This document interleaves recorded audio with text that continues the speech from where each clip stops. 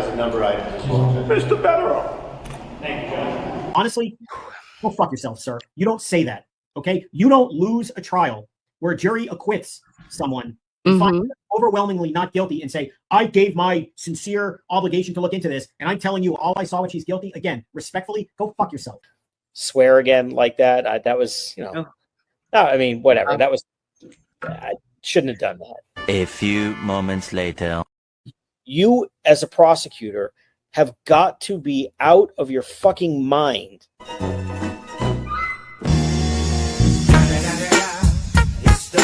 Nose. Dude, Jimmy, look at those ears.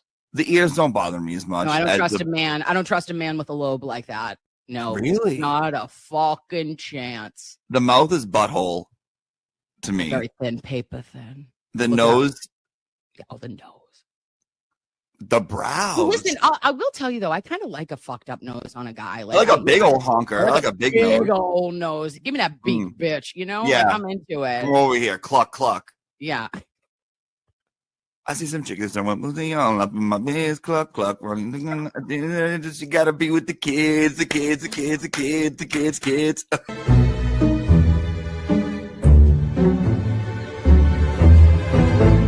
And I go, oop, clutch, clench, kegel. We did it all. And I go, oh, and what happened? And they go, well, we just got 4,000 plus pages, bitch. And I said, stop it. Show me it. Take me to Unimpound Town immediately, if not sooner. So what happens? The bitch is here. Why are you at a football game? Are you a Fonz correspondent? Well, no, because it's only for men over 30. Okay? Have a great night, boys. Fuck off.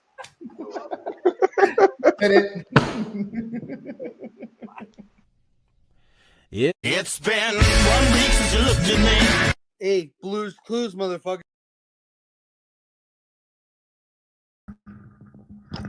Hello, lovies. How are we? Can you hear me? Talk to me. Tell me your name. Oh, we've got the sure today, but it's not in the boom because we're on location. Oh, we've got Tiny Mary, Tiny Jesus, and as Ray from Dallas would say, Tiny Kimmy is here. Right? She's not so tiny. Right? It's Thick'em season, but we still appreciate it. What we are doing is bigger the hair, the smaller the hips. What are we doing? Okay. Do we understand this? I'm probably going to touch the mute button between 4 and 19 times because that's what I do. But there's a lot to talk about, babes. So much to talk about. Oh, hair is everything.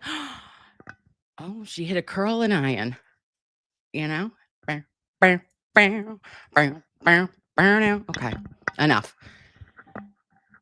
Has it been, how was your Thanksgiving, first and foremost? Did you gobble till you wobbled, lovies? I can tell you I did. I was a jive turkey. Had a blasty blast with the family. You know, that's always wonderful. But I will say that I look at the dysfunctional family that I think most of us have, right? None of us are perfect.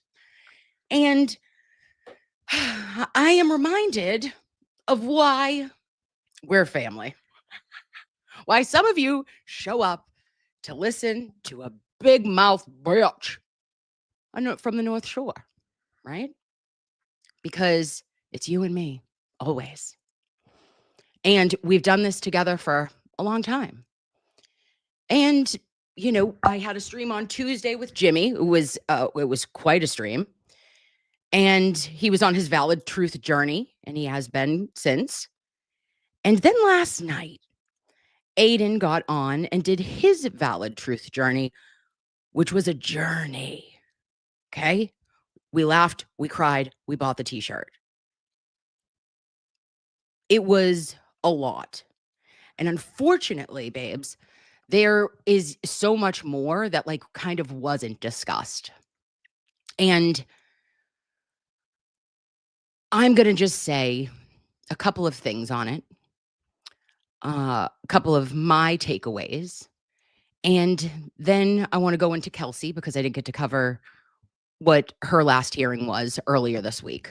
But I got to say what I believe and what is the truth of my relationships with people that I've made along the way in the last couple of years. We've been very blessed to meet certain people, and there are certain people that I have actual real life friendships with.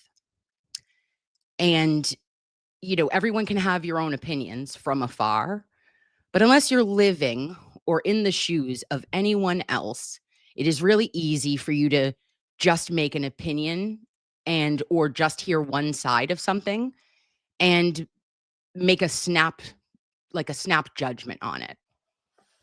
And that's totally everyone's prerogative. But I feel as though after you've heard maybe Aiden's side, that I truly believe he did never want to have that stream happen that happened last night. He told me months ago that he was not going to talk about Meredith at all. And that he just wanted to have her, continue to thrive in her life, and that he just didn't want any bad feedback for her. That was the concern. And once certain things were learned, I was like, come the fuck on. And he still wouldn't go to any length in a bad way or to put her in a bad light.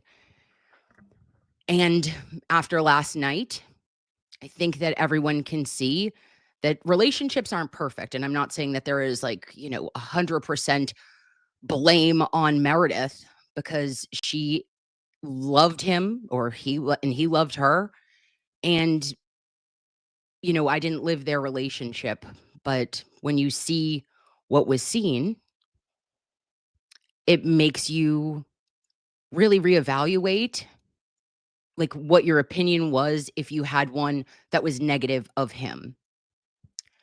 Because on Thanksgiving Day, I saw a video pop up on my timeline, and it broke my heart. Literally. And I know that any hater of Aiden would be like, haha, oh, look at him crying like a bitch. And what I saw was somebody in an actual crisis of a panic, and thinking about, oh my God, could I go back? Could I go back to prison? Go back to jail, rather. And a fear of that, because you've already been to jail for 60 days. And if you, I guess, haven't been to jail like myself for 60 days, can't tell you what that would do to somebody. And then more videos are posted on Twitter, and it's leaking out, and it's like, I'm going to tell the police that you hit me. And I see Aiden's face in a still shot. And I see Meredith smiling or smirking, however it came off. And I was just like, this can't be real life. And then people saying oh, well, he was drunk. No, she was drunk. No, they were drunk. So is it okay for you to say that somebody hit you when they didn't, whether you're drunk or not? Are we giving passes now to people making up allegations just because you were drunk? Doesn't seem cool to me. Doesn't seem like someone I would, or somebody that you trusted would do that, would go that far. And to think that that was the very night before he had a motion to dismiss hearing. And you guys are having this beef again, not our business, but now that it's public, it's going to be publicer. And you're fighting or you're arguing till 3:30 in the morning, and then you're right at court. And you are at court the next morning, and then you walk down the stairs and everything is fine in front of the camera. That's like a shock to the system, lovies. Like, it is unbelievable. And again, we didn't know. Who knows? You don't know what goes on at my house. But once the curtain is lifted and the veil is lifted with things, it's hard to see a perspective where it's okay. And if you still see something and you say, I support this, and this makes sense to me, then I don't know really how we can be looking at the same thing. Right? Talk to me. All right. Robin says TB needs to stay away from women until his charges are dropped. Robin, I think we've got a better chance of Tiny Jesus, Tiny Mary, and Tiny Kimmy, all right, forming a band like the Supremes. We can sing R-E-S-P-E-C-T. We can do some sort of Motown classics before that's going to happen. But I think this one was a doozy. And Kelly says, if Chloe bit, then Deitch got no quit. It said it was heartbreaking and it's evil and psychotic. Yeah, that's what I took from it. And I saw a vulnerability in even the recounting of it in Aiden that a lot of you guys don't see often. And I get so much pushback recently. And that's okay, right? Big girl, I can handle it. But like, of why I would support misogyny or why I back Aiden. And I'm going to tell you why. It is because right about when all of this went down, before that, actually, it was before when we were getting ready for the Wilbur for his show. That was the first time that Aiden and I ever like had communicated other than on DMs or we had seen each other at a couple of events, right? Like the Karen Reed fundraiser back in November of 2024. And we had gone out to the Apostles dinner with Mr. Betterow. It was great. It was the supper. It was wonderful. And, I had met him and he was lovely on all of those occasions. He was like funny and he was charming and he wasn't calling people like, see you next Tuesdays, and he wasn't fighting anyone. And it was a totally different persona than what I had seen, in the Turtle Boy being Turtle Boy. But right in September, we had actually communicated because he was getting ready for the show and we had done the mean tweets section of the show on the 12th. And then shortly thereafter, all hell broke loose, right? It was the koala spaces and everything on Twitter. And then there was creator situations, and then Flip got involved and Olivia, and it was back and forth and everything was changing. And it was like seismic changes in a community that had always been kind of solid because it was a fight for the truth. It was a fight for justice. It was seeing the wrong that had been done to Karen Reed, and in the same breath, the wrong that had been done to Turtle Boy, an abuse of power in our Commonwealth of Massachusetts. And,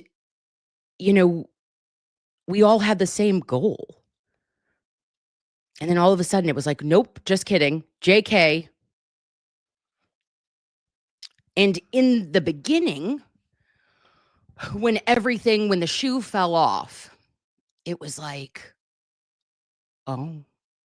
And I was just getting hammered on like a lot of different platforms. I got really kind of, X was just coming for my neck. Will was already off of X. He had been, kicked off and didn't have his account anymore.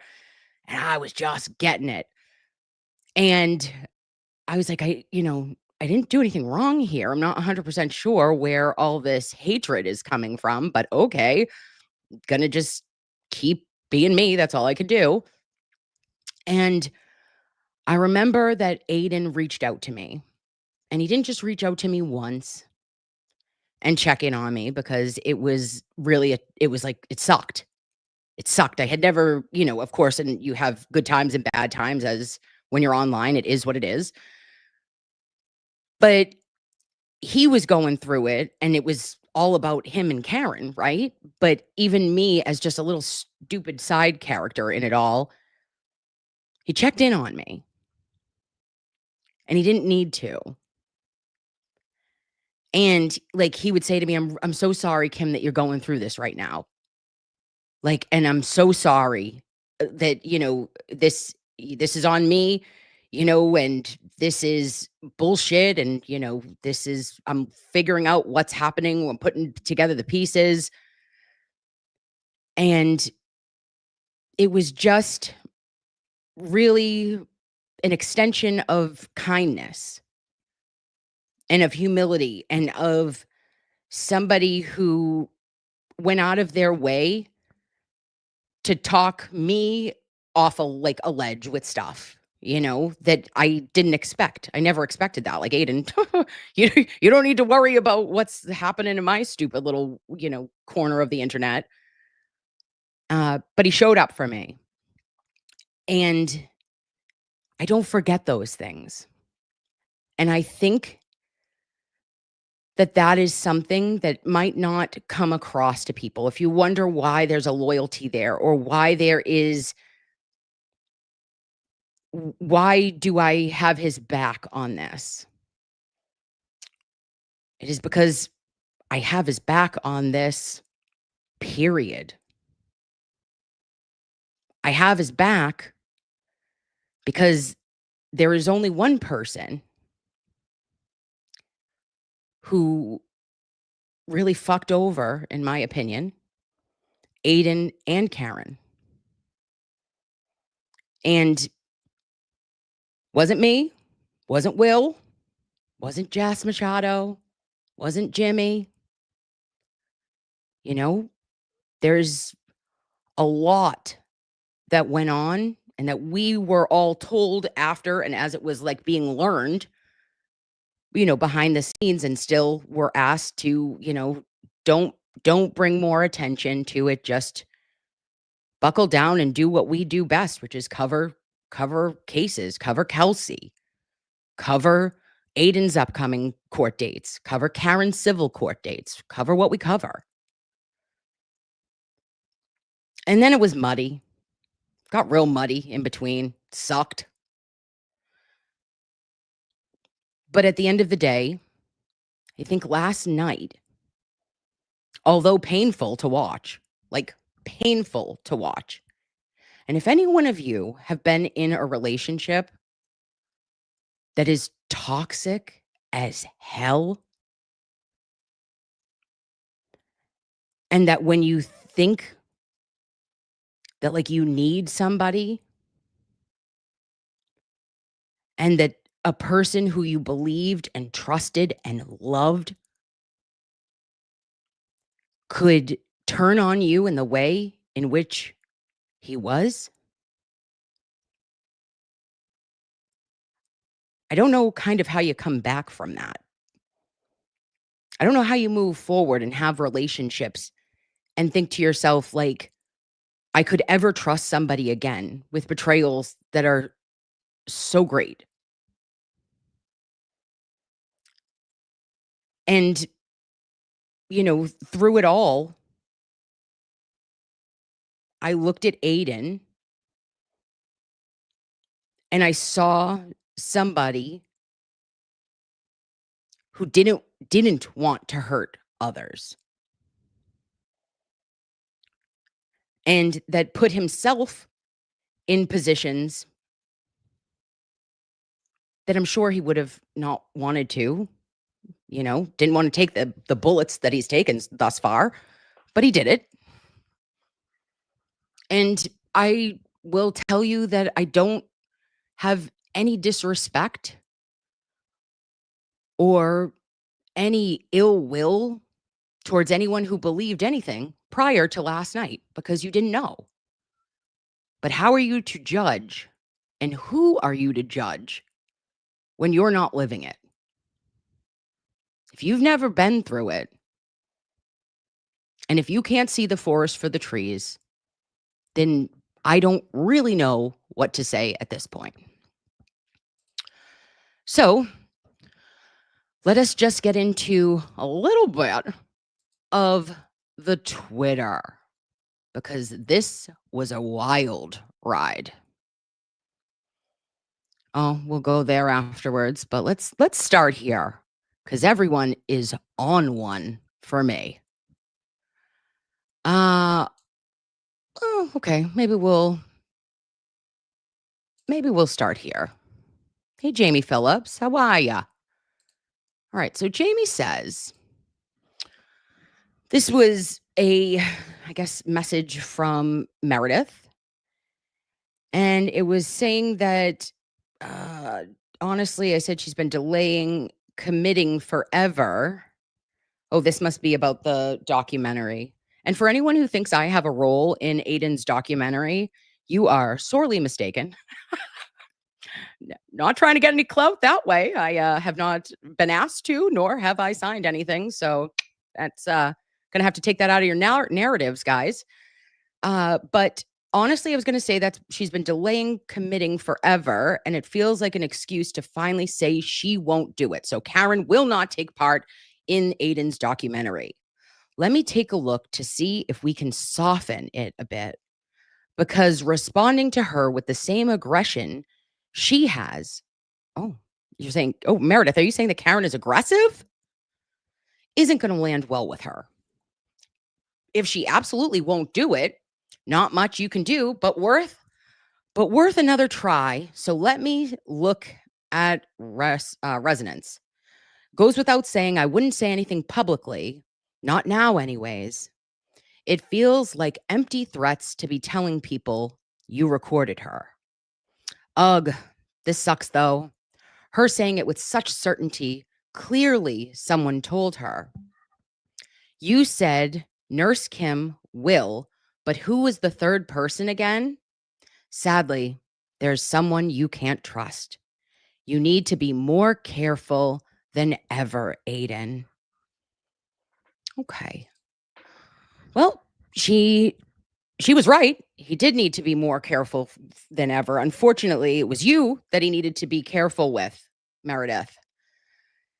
And yeah, Aiden did talk to me and to Will about a really shitty conversation that he had. And he told me that he was in a bad spot. And he complained about Karen Reed to me because he had a bad conversation. Guys, I know this might be news. This is breaking news. I told you that.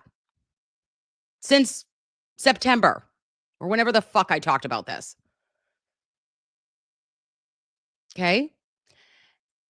Yeah, you can tell a friend when you have an argument with another friend or a colleague or a coworker and say, oh, can you believe that she said this? And then I said this. Oh, okay. Wow, Aiden. All right, great. It was bad. You had a fight. You didn't feel great about it. It sucked. You're trying to get ready for the Wilbur. Just a shitty situation. And then somehow Jamie believed that that was saying that you had told, like Aiden had shared the recording with me. Again, didn't share the recording with me. I said, what does this message prove to you, Jamie?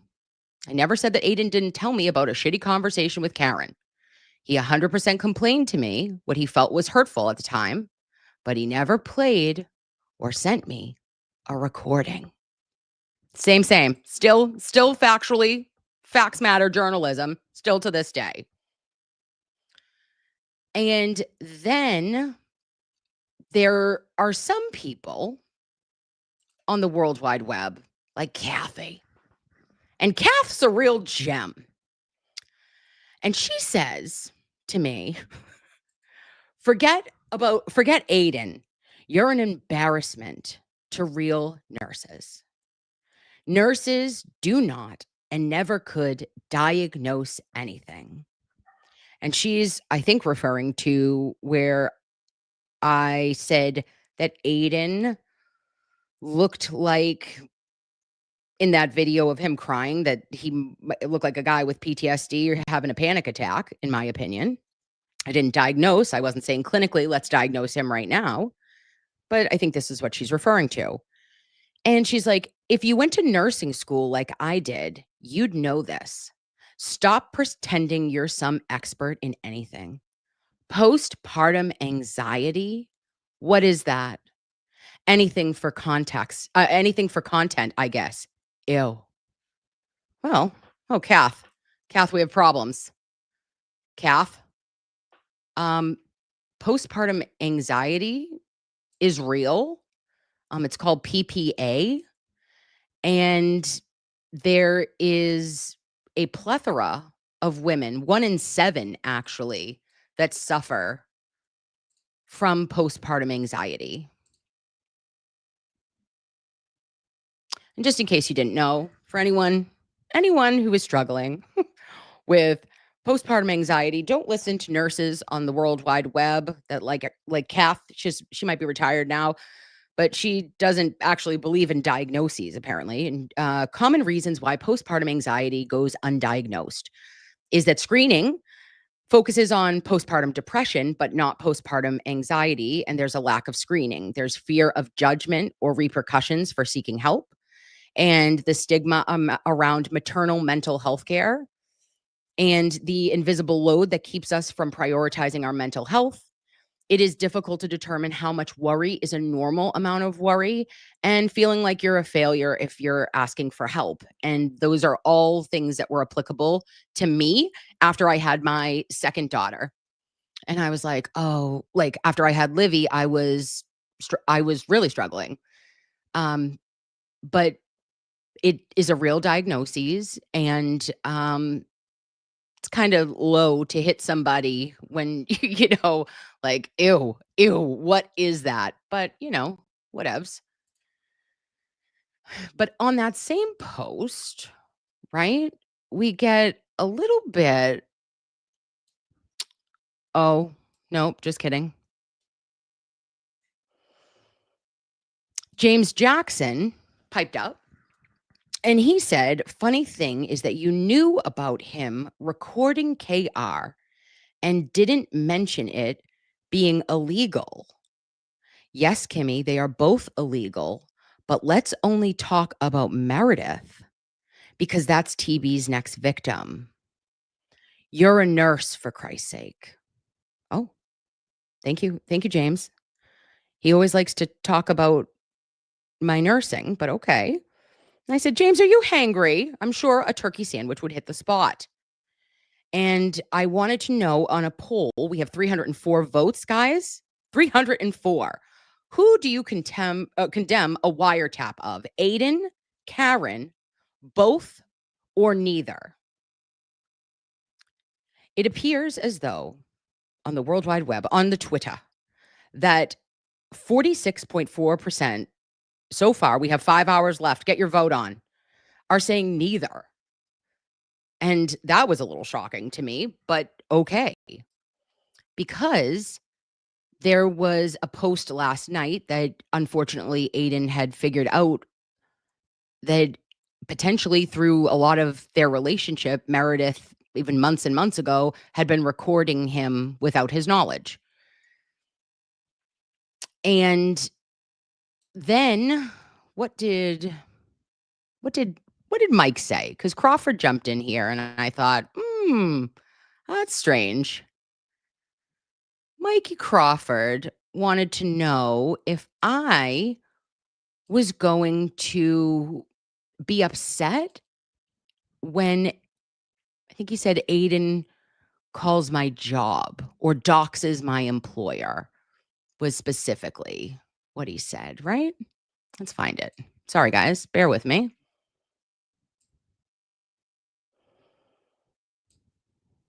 And I said, Mike, don't do this. Stop it.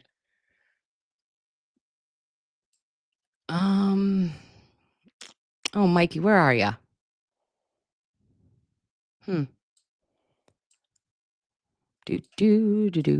47. Sorry, babes. Just bear with me. Oh, God. Isn't that menacing? Can you guys see this? What do you see when you look at that? What does that still shot show you?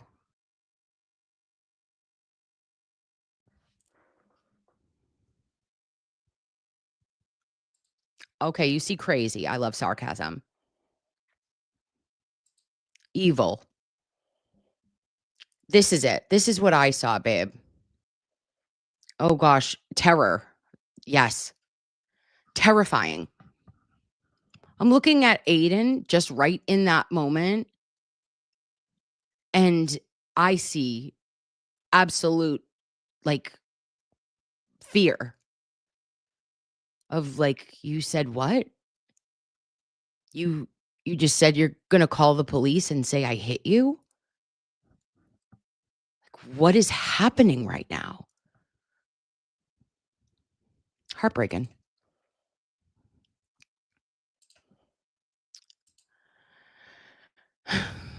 I told Kathy she was an embarrassment to Kathy's. Sorry. And then wait, where is this? I just wanted to get to Mike Crawford because he was talking a lot. He was doing a little bit of chirping in the morning. That's not like Mike. All right, well, he thought that me and Jimmy had brains in our heads. And then afterwards he was like, no, you don't have brains in your heads. You're all a bunch of shitheads. And I said, oh, okay, that makes sense. Makes perfect sense. But there was, okay, well, shall we play it? Let's play it. Oh, it's from an account that I've been blocked. All right. This was what Meredith did. I don't want to do this. You got a job. You got a life. You're worried about Grant Smith Ellis tagging your work. Think about the repercussions for what you're doing. You don't want this to happen. I don't want this to happen. But you need to talk to me. Do not ever hang up on me. I don't have to talk to you. I don't have to do anything. Fine, go ahead. Do whatever you want. You don't have to. You don't have to do anything. But you didn't like when Grant Smith Ellis was tagging your work, right? Sweet, you're going to have people down for that. So great. That's when I start doing that. You're going to have people contact my work now? I'm not saying that. Then why are you bringing up people? Why are you bringing up people contacting my work? I'm just saying, Meredith. Think about the consequences of your actions. What actions? I just want to be left alone. You don't want to be left alone. You're starting this shit. I'm not. I've been ignoring you for 3 days. I don't want to do this to me. You got a job. You got a life. You're one. Then let's play this one. Fucking deal. I fucking hate this. I could have ended this any moment by saying that. I'm so sick of it's not a big fucking deal. That's it. You want to leave me because I recorded Karen Reed acting like a fucking cunt? Go ahead. See you later. That's it. That's it. Now, what I was, Lovies, can you see me? I'm here. Okay. What I was trying to say in the post that I wrote was that, what exactly did I say again? I said, go back to my profile or the post rather. I said, is this an illegal wiretap of Aiden? And why that was interesting to me, the response, was I was calling out the hypocrisy of it all. If you care about what you thought was Aiden wiretapping Karen, then where is that same energy for someone who is wiretapping Aiden? That was what I was calling out. It was not trying to be like clutching my pearls. I did a little skull and crossbone, and I was like, oh, this is insane that it was posted. Because I'll tell you one thing. There may have been clips sent of an alleged recording of Karen and Aiden, which is not alleged. It's a recording. It is a recording of them speaking. And that has been put out in what, 40-second clip, or a 40-second total is what the clip is. Okay. Has Aiden Carney posted a recording of Karen Reed? Because I've never seen that. But Meredith O'Neill posted several recordings of Aiden and a video of Aiden in her house where she's talking to him. And then she puts the phone down on the coffee table or whatever. And she is talking to him walking away. Now, I will say I didn't hear Meredith. I could be wrong, but I didn't hear live to tape. Aiden, you're being recorded right now. And that was her side of what she wanted out. And I keep going back to that Thanksgiving post, or the giving the information of Aiden literally crying and hysterical, that was posted on Thanksgiving because Meredith gave that after she had recorded him. This is the same woman, guys, who testified that Aiden had panic attacks. The same woman in a court of law under oath that knew that he and stated, per her recollection and account, that he would wake up in the middle of the night kicking and screaming.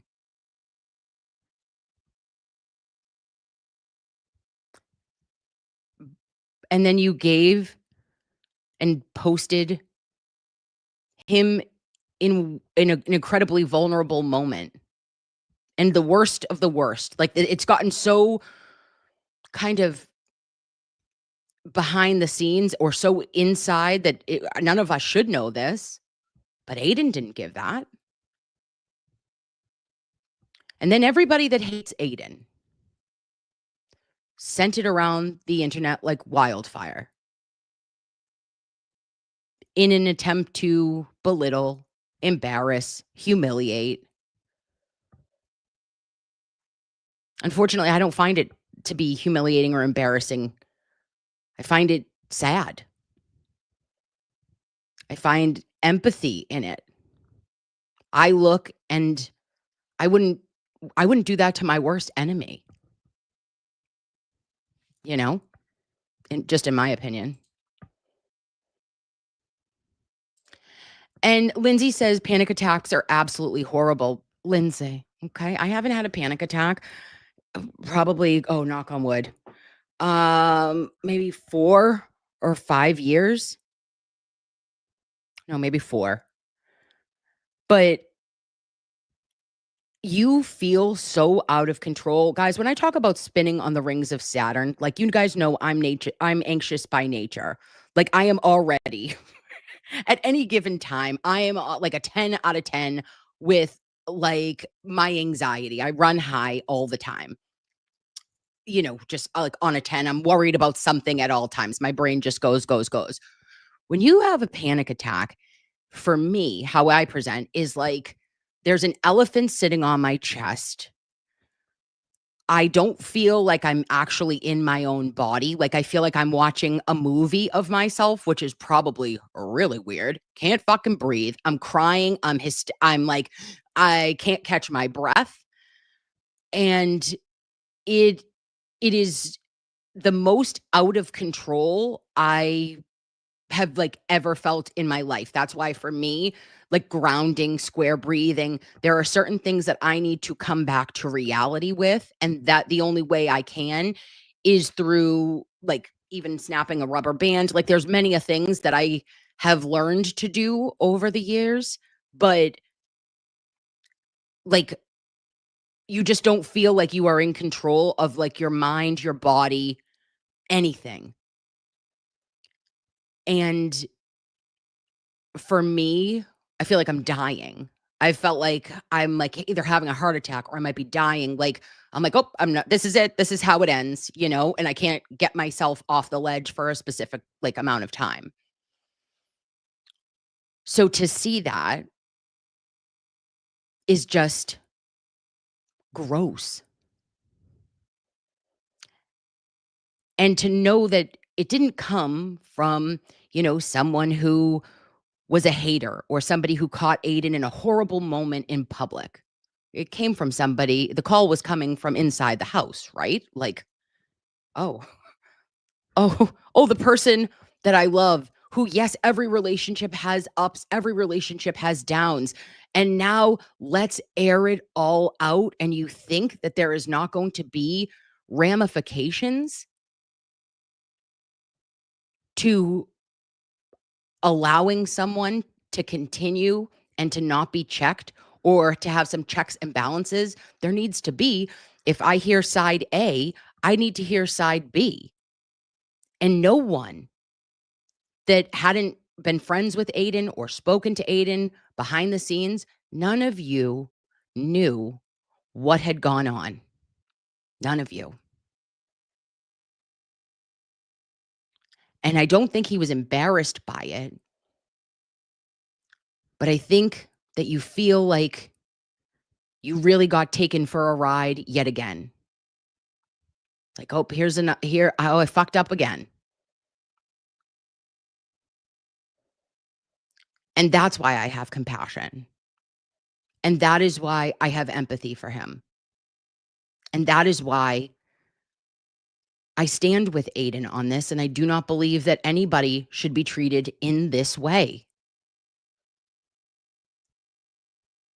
I think that if somebody has it out for you and they're like, you know, they know everything about you and they weaponize it against you and give it to people who only want to harm you.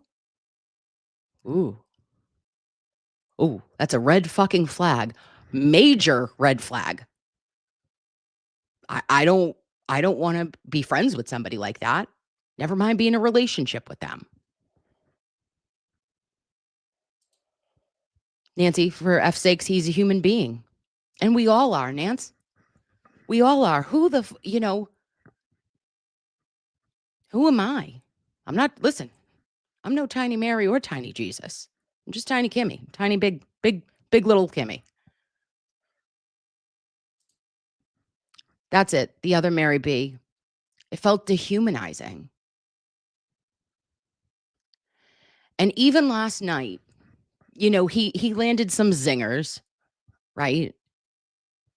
But in the beginning, and you're looking through the messages, did your heart not absolutely break when Aiden had just come home from 60 days in jail that he was wrongfully jailed for, right? He's in there for his reporting and then getting into the jam with Lindsay. And it's a setup. And he gets sent to jail. He comes out and his mother is diagnosed and given a terminal cancer sentence, right? It's a death sentence. And he's trying to process this. And he's missed 2 months in which his mother's health was failing. And she ends up passing away. And then I'm seeing that, you know, he's still married. He has small children. And in that time of need, it is like kind of support is taken away from him by his girlfriend because it was not an appropriate time for her to be at a funeral and at a wake. And it was about her. It wasn't about Aiden and his mother and his family. Guys, that is unforgivable. And I don't understand. I get when you're in love, you like look past things. You know, I'm sure it's done on both sides. You know, everybody looks past things. But the thought of him breaking and him having just gone through what he did in jail and then have lost that time with his mom and then to bury your mother and the person who said they supported you the most and that they were going to be here for you when you came out says, you know, this isn't going to work for me. Your mother's still dead. Your mother was still dead earlier this week. I can't even imagine reading that sentence, but for somebody to press send is next level, in my opinion.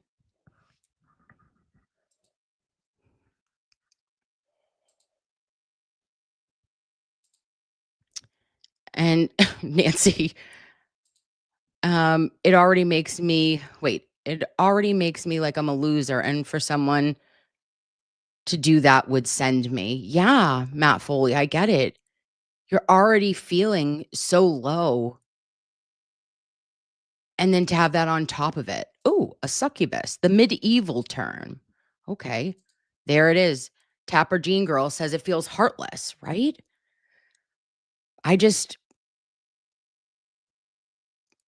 I feel like when you paint a picture and how Aiden tends to paint pictures, he tries to look at something half full. And then we realize, unfortunately, in certain circumstances, that maybe there wasn't a fucking drop in that glass. Never mind, not half empty, half full. There wasn't a drop of water. Okay, you're dehydrated. You're in the Sahara, okay? You're unwell. And it was shown. And Crispy Treat says, I would be like, don't worry about me. What can I do to help you? Oh, babe, I said the exact same thing. I would be like, how is it that I can help you right now? And aren't relationships like that in general? Like, it's never 50-50, babes. It is always going to be somebody doing 80, somebody doing 20, you know, like you got to pick each other up. And this was still in the beginning.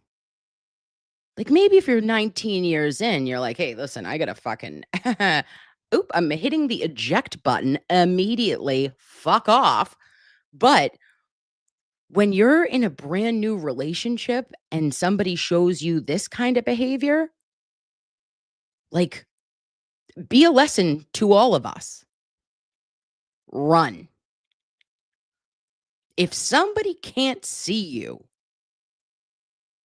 and somebody can't empathize with your parent dying in a way that was sudden, that was unexpected, and on the heels of another traumatic event, i.e., you being in jail for 60 days for a crime you did not commit, get the fuck out.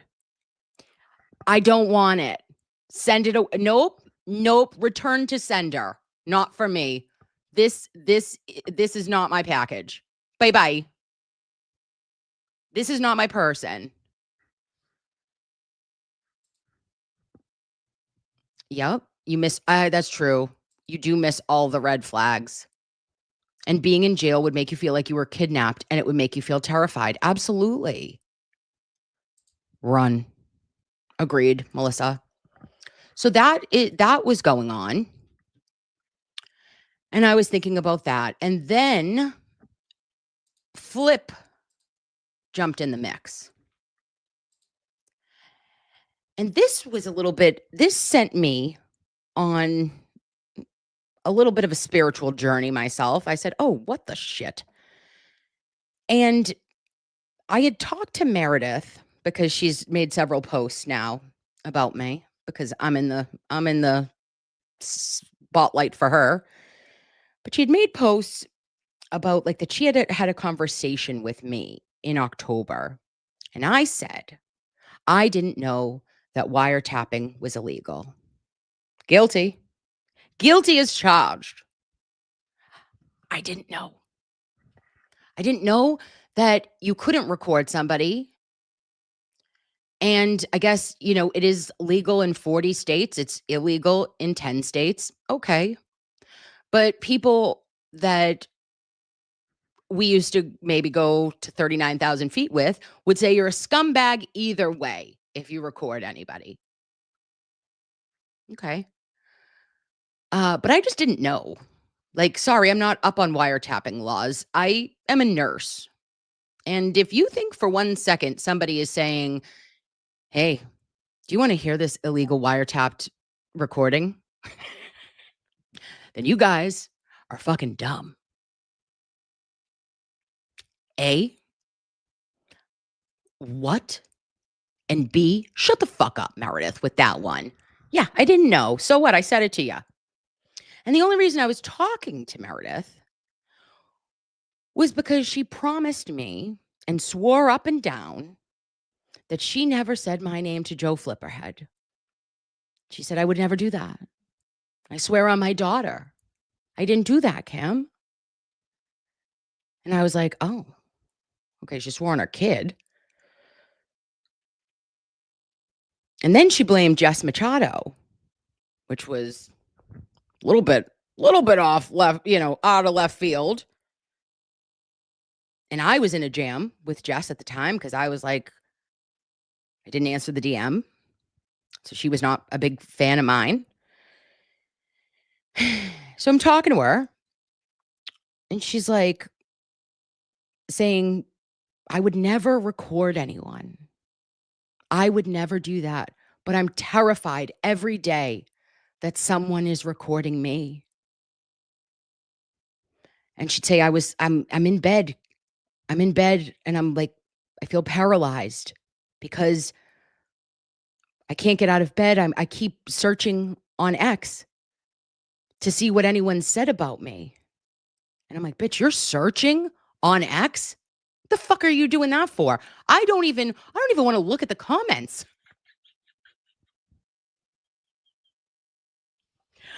Every time I log in, it's 20 new comments, and every one of them is, you are the biggest piece of shit that ever lived.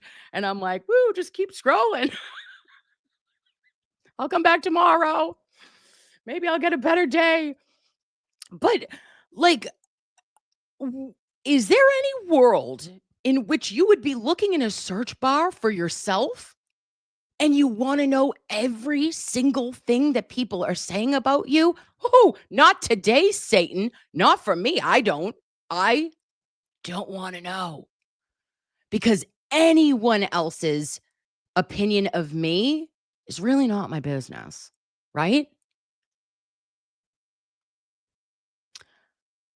But like, all right, so back to I had initially accused Meredith. I was like, oh, it had to have been Meredith because the koala crisp and Flip on the initial spaces said Meredith was the one who said it. And then me and Flip, unfortunately, had a falling out. And I hope that me and Flip are in a better place. He texted me on Thanksgiving and I responded. And, I hated how I never, ever want to hurt anyone's feelings. That's not my intention. You guys know that. Like, my heart. And if he felt like I was coming at him, I didn't mean to. And I apologize again, Flip, because I didn't want to hurt you and I never diagnosed anything, and I don't diagnose anything. I'm just a registered nurse. But I did consider Flip my friend. And it sucked. These last couple of months have not been great, right? I don't think for anyone. But Flip says last night that Meredith threw Kim under the bus. She mentioned Kim multiple times to me on September 27th. And then on October 2nd, she claimed she didn't. She then sent my text to her. No, my text with her to Aiden. Prior to doing that, she deleted her messages that named Kim. Okay.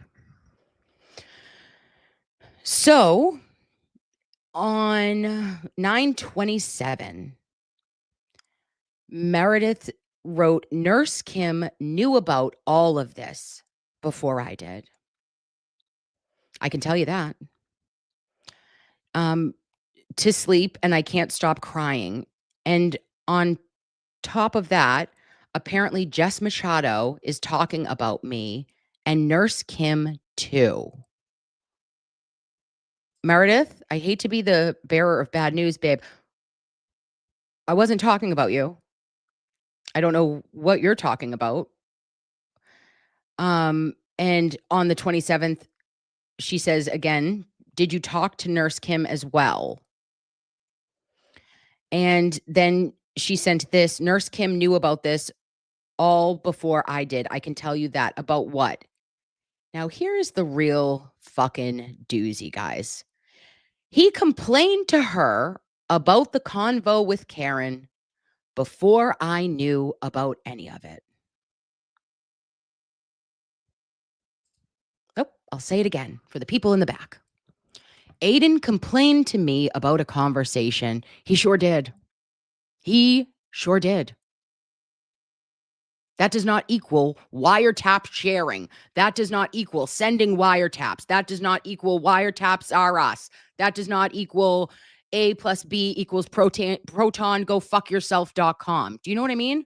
Like, I don't know how that all switched up. But yes, you can complain to me about something without it being that I received and was in possession and sent out wiretapped information. Didn't happen. My friend called and complained about a conversation and that he was hurt and that it sucked. And he told his other friends too. And then on October 2nd, Meredith said, why would you tell Aiden that I sent you email? You know that's not true. I also never gave you Nurse Kim's name. And then Flip writes, I never said that. And you did give me Nurse Kim's name. And she said, no, I didn't. You said Karen did. And he writes, you said Kim knew. When did I say that? Multiple times. Oh. Okay. So just wild. I will say it one more time for the people in the back. Okay, maybe you're new here. Not only do I should never be in receipt of anything. Why? Because I don't know how to utilize it appropriately. I'm not real good, okay, on the, like, let me be your distributor. Like, do I look like the one you want to distribute anything? I'm not it, okay? Don't pick me.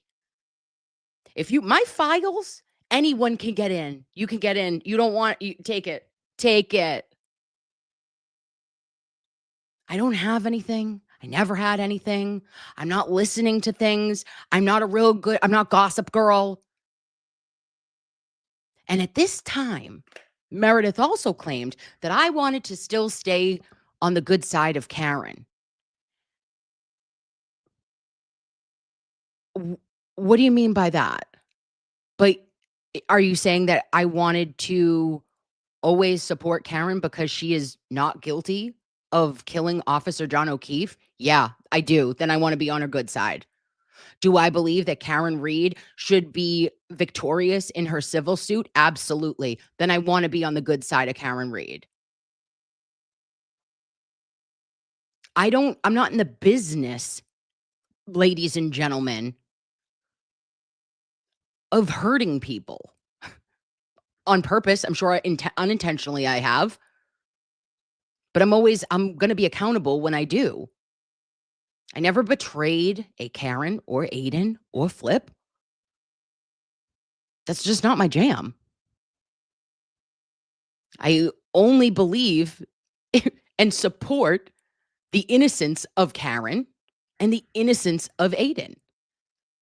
And I don't care. I know it's a not popular opinion at this point, but I believe that if you support Karen, you should be supporting Aiden. And if you support Aiden, you should be supporting Karen in their cases. Okay, you don't need to love them individually. You don't need to like them individually. But it is my opinion that they are intertwined and they shall be in perpetuity. Or that's my opinion.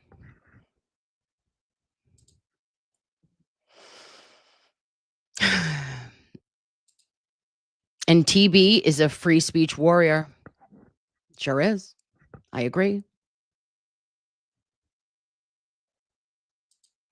And DMB Lover says 1,000%, Kim. I support them both and they are intertwined. Thank you for saying so.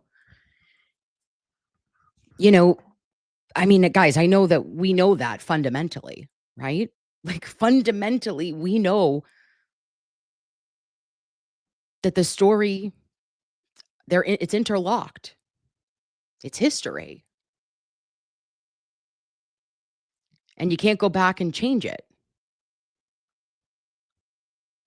And again, none of us are perfect. I don't expect Aiden to be perfect. I don't expect Karen to be perfect. You don't expect me to be perfect. We're not.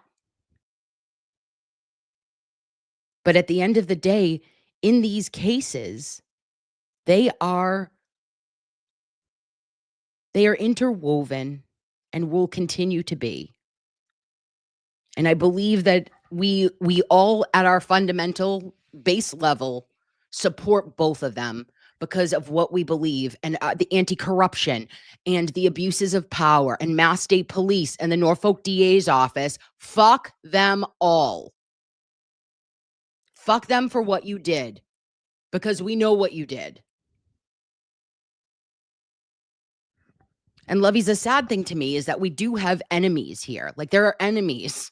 There are enemies to you, to the Commonwealth, to the people of Norfolk County that are big problems. And here's us. Here's us. How did we get here? But I'm still going to support for the civil case and for Aiden's case, which is coming up again next week. Unfortunately, a little bit of snafu. We'll have to talk to Mr. Betterow about that. But I ain't got no quit till the wheels fall off. And I support Aiden. And that doesn't make me not who you have come to know. Okay?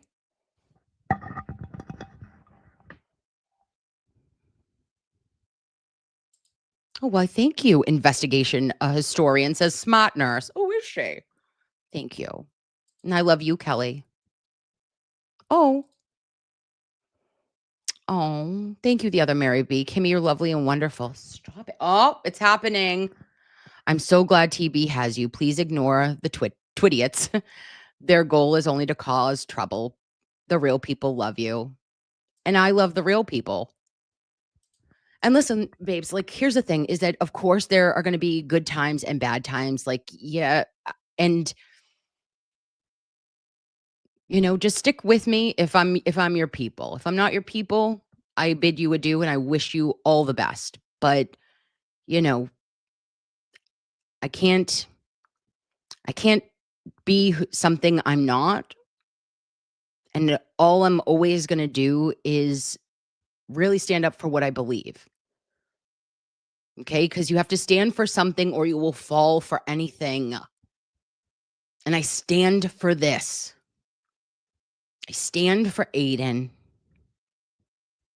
I stand for Karen still in her civil suit. I need to be here for Aiden criminally, for Karen civilly, and to move forward and also now help with the next case, right? Which is Kelsey Fitzsimmons, who was not home on her Thanksgiving.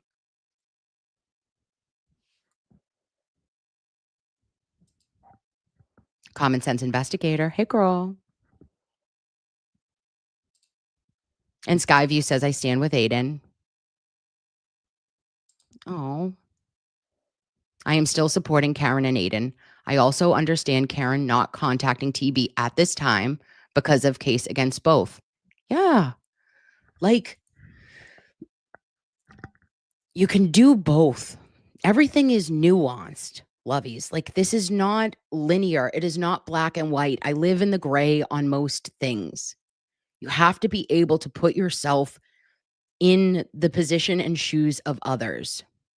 I love to have conversations with people that I don't need to be in the same echo chamber all the time. Talk to me. Let's make an argument. Let's figure it out. Teach me. Be teachable. I am not always right. You are not always right.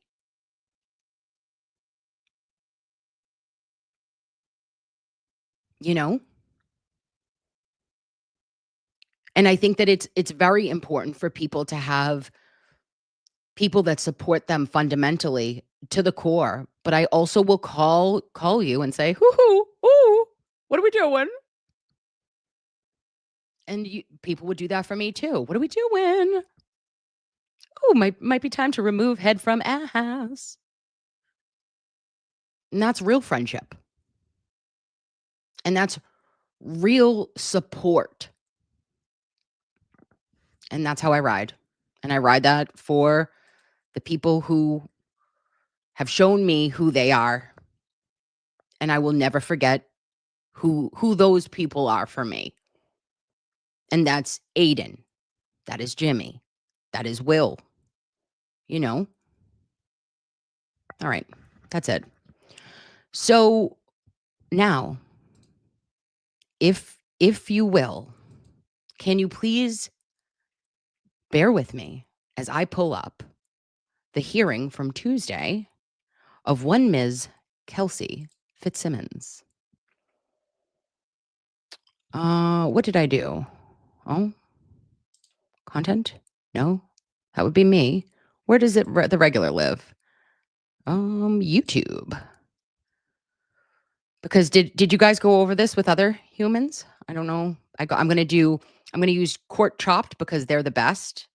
Ooh, want to dance first? Want to have a dance party? Let's do a Nurse Kim Creed. Oh, that'll bring us joy. This was very subdued. This was very like, ooh, is it Kim ASMRing? I was a calm queen.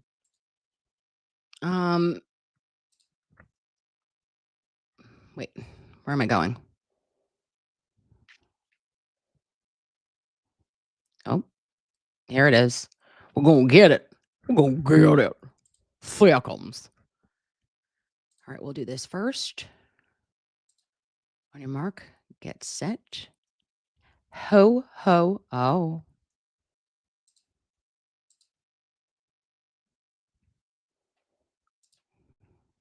Make it big. Oh, anytime now. Hello? Oh.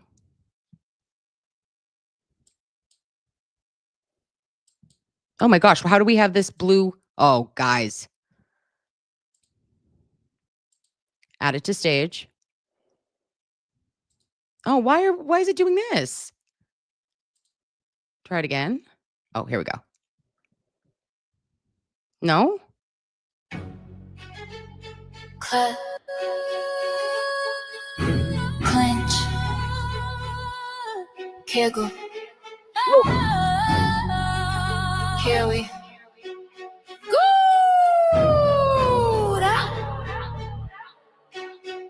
Oh. Scalpel so sharp when I step on the scene. Facts on deck, my cut so clean. Dear little sweet, baby Jesus, grab that spleen. I clock your vitals while you spill that tea. Truth got pulse, you flatlined on me. I scrub and clean while y'all talk cheap. I chart receipts, no gossip sheets. Next patient, please, I don't treat deceit. Clutch those pearls, bitch, breathe. This is Nurse Kim's creed. Facts stay raw, I don't plead. Mic in my hand like Ivy's feet. Going for pressure, that's the Boston way. I bleed no cap, truth in my veins. Runs facts all day. Talk your shit, but mind your speed. Cause clutch is part of the creed. Talk your shit, I sterilize scenes. Burn through lies like I'm autoclave steam. Mask on tight, can't breathe my air. Pressure so thick, it'll cold you there. Vitals jump when I walk in clean. Truth gets served while you spill that tea. Calm as a cut, no shakes, no plea. I make the facts bleed, pretty for free. Clutch those pearls, bitch, breathe. This is Nurse Kim's creed. Facts stay raw, I don't plead. Mic in my hand like obviously. Going for pressure, that's the Boston way. I bleed no cap, truth in my veins. Runs facts all day. Talk your shit, but mind your speed. Cause clutch is part of creed. Oh, you Still with me, lovies? Don't chase clout, chase context. Don't chase Oh clout. dear sweet baby Jesus, half these takes need triage. Read this chart back, word for word. Every line I spit is a fact confirmed. Perception versus projection, same disease. Only truth gets sanitized by me. Blues Clues, Motherfucker. motherfuckers is Debbie. Clutch those pearls, bitch, breathe. This is Nurse Kim's creed.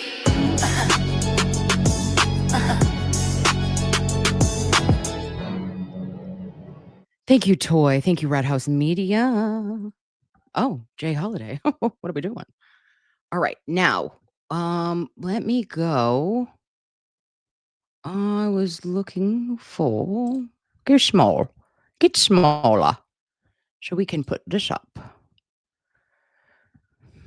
and prepare for Court Chopped, the best in the business, in my opinion.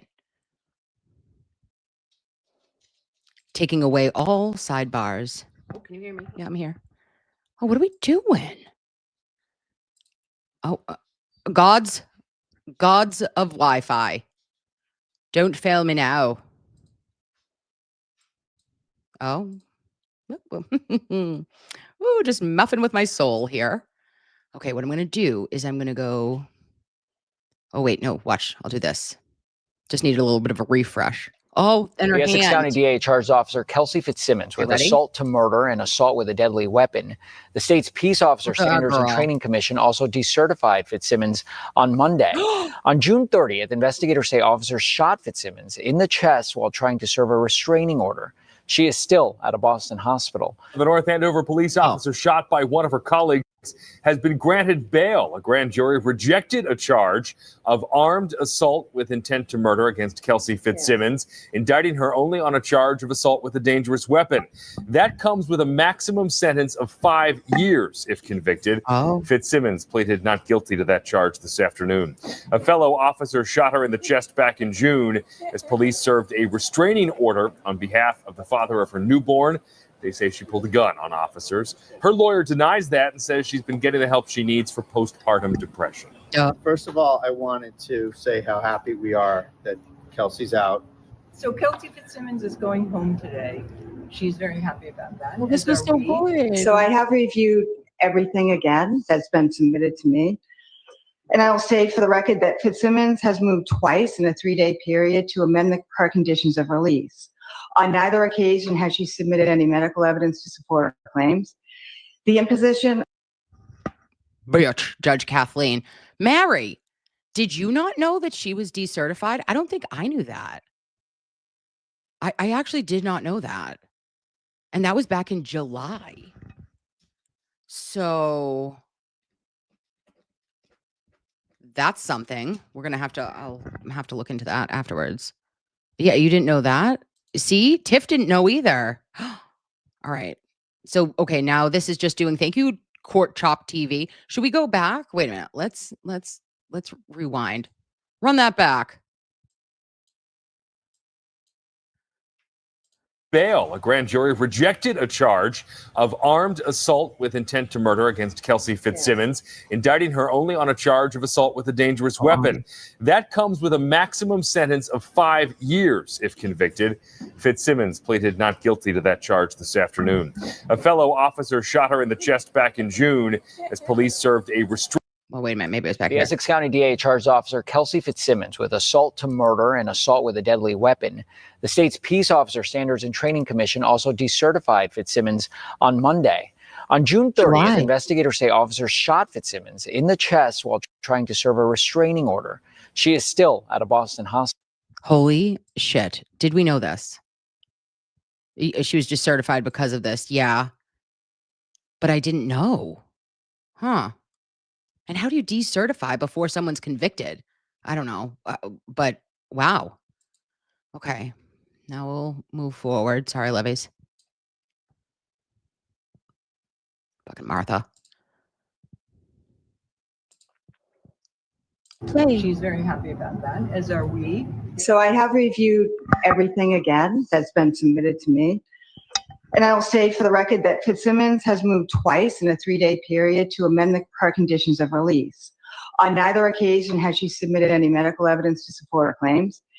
The imposition of conditions is the court's order after careful consideration of the evidence to fashion the least restrictive conditions that will reasonably assure the appearance of the defendant and the safety of all other persons in the community pursuant to General Laws, Chapter 276, Section 58A2B. Just days ago, the court concluded that the condition of remaining alcohol-free and submitting to SCRAM monitoring was necessary to ensure the safety of the community. After a thorough review of all of the arguments and submissions by the Commonwealth and Fitzsimmons, that conclusion remains unchanged, regardless of Fitzsimmons' claimed physical limitations. Based on an affidavit submitted by Fitzsimmons' mother, the testimony of Assistant Chief Probation Officer Jeff January about his observations of Fitzsimmons' apparent pain during the SCRAM installation, and the representations of Fitzsimmons' counsel that it would be cruel and unusual punishment and torture to continue to require Fitzsimmons to comply with the condition of being monitored by SCRAM, the court concludes that Fitzsimmons cannot abide by the condition of being monitored by SCRAM. Without this condition, which ensures that she does not consume any alcohol, the court cannot assure the safety of Officer Noonan and all other persons in the community. Accordingly, the court's prior order of release is vacated, and Fitzsimmons is ordered to be held without bail pursuant to Mass General Laws, Chapter 276, Section 58A. And a written order will follow. May I address the court? That's the court's order. Thank you. All right, I object. I ask you to stay your order pending the SJC. And there are other alternatives Your Honor can accomplish. Court will rise. Court in session, be seated. Quiet in the order. Call number 22 on the list, Commonwealth versus Kelsey Fitzsimmons, docket number 2577, Geoffrey 11. I'm South. Your Honor, the folks here we have in Muslim. Hello, Your Honor. Timothy Bradle on behalf of Kelsey Fitzsimmons. Good afternoon, Your Honor. Martha Schofield. Look at our girl. Why is she there? Standing behind this. Oh, it feels so weird. Like, guys, every time we see Brian Walsh in court, he's always sitting with his counsel. It just seems so odd to me to see her back there, not with Mr. Bradle and the paralegals. Yeah, as well. All right, good afternoon. Judge, can I ask as a preliminary matter, if Ms. Kelsey might be permitted to join us? Ms. Fitzsimmons might be permitted to join us at the big. No, I only do that for a change of plea, a trial, or an evidentiary motion to suppress, and I don't see why I should treat her any differently than anybody else. So the answer is she's here at your request, but you don't want to let her sit in counsel. Otherwise, I have to allow that for everyone, and it presents a security concern. So if I do it for one person, I have to need your assistance. All right, if I need some time with our judge, I'm just going to support you. Wait, sure, of course you can. You can go talk to her. Very good. Which is your time. Okay, so this is. Wait a minute. I'm sorry. Did this prick? Oh, Oh, come on. We're starting off like this? Come on. So did the judge just say, oh, sorry, honorable prick, say that Mr. Bradle could go over and talk to her back there, but he didn't even get a minute to speak with her prior to this hearing? Is that what I'm gathering here, guys? On for trial assignment today, I indicated in the phone conference that we had back in October that we could try it anytime. And so let's do that. So Judge, a couple of things on that. We think that's a little premature for several reasons. Thank you so much for giving us that information. To the Sleepless Sleuth saying Kelsey is suspended, not decertified. That makes sense to me, babes, for a pending investigation and when there is actual charges. Okay. Then the news just had it wrong because they said decertified. Okay, perfect. Thank you so much. I have 3 outstanding discovery motions that we should go on to talk about today. If it's already recorded, that sort of are, stepping stones to getting ready for trial. Have you filed? Yes. Okay.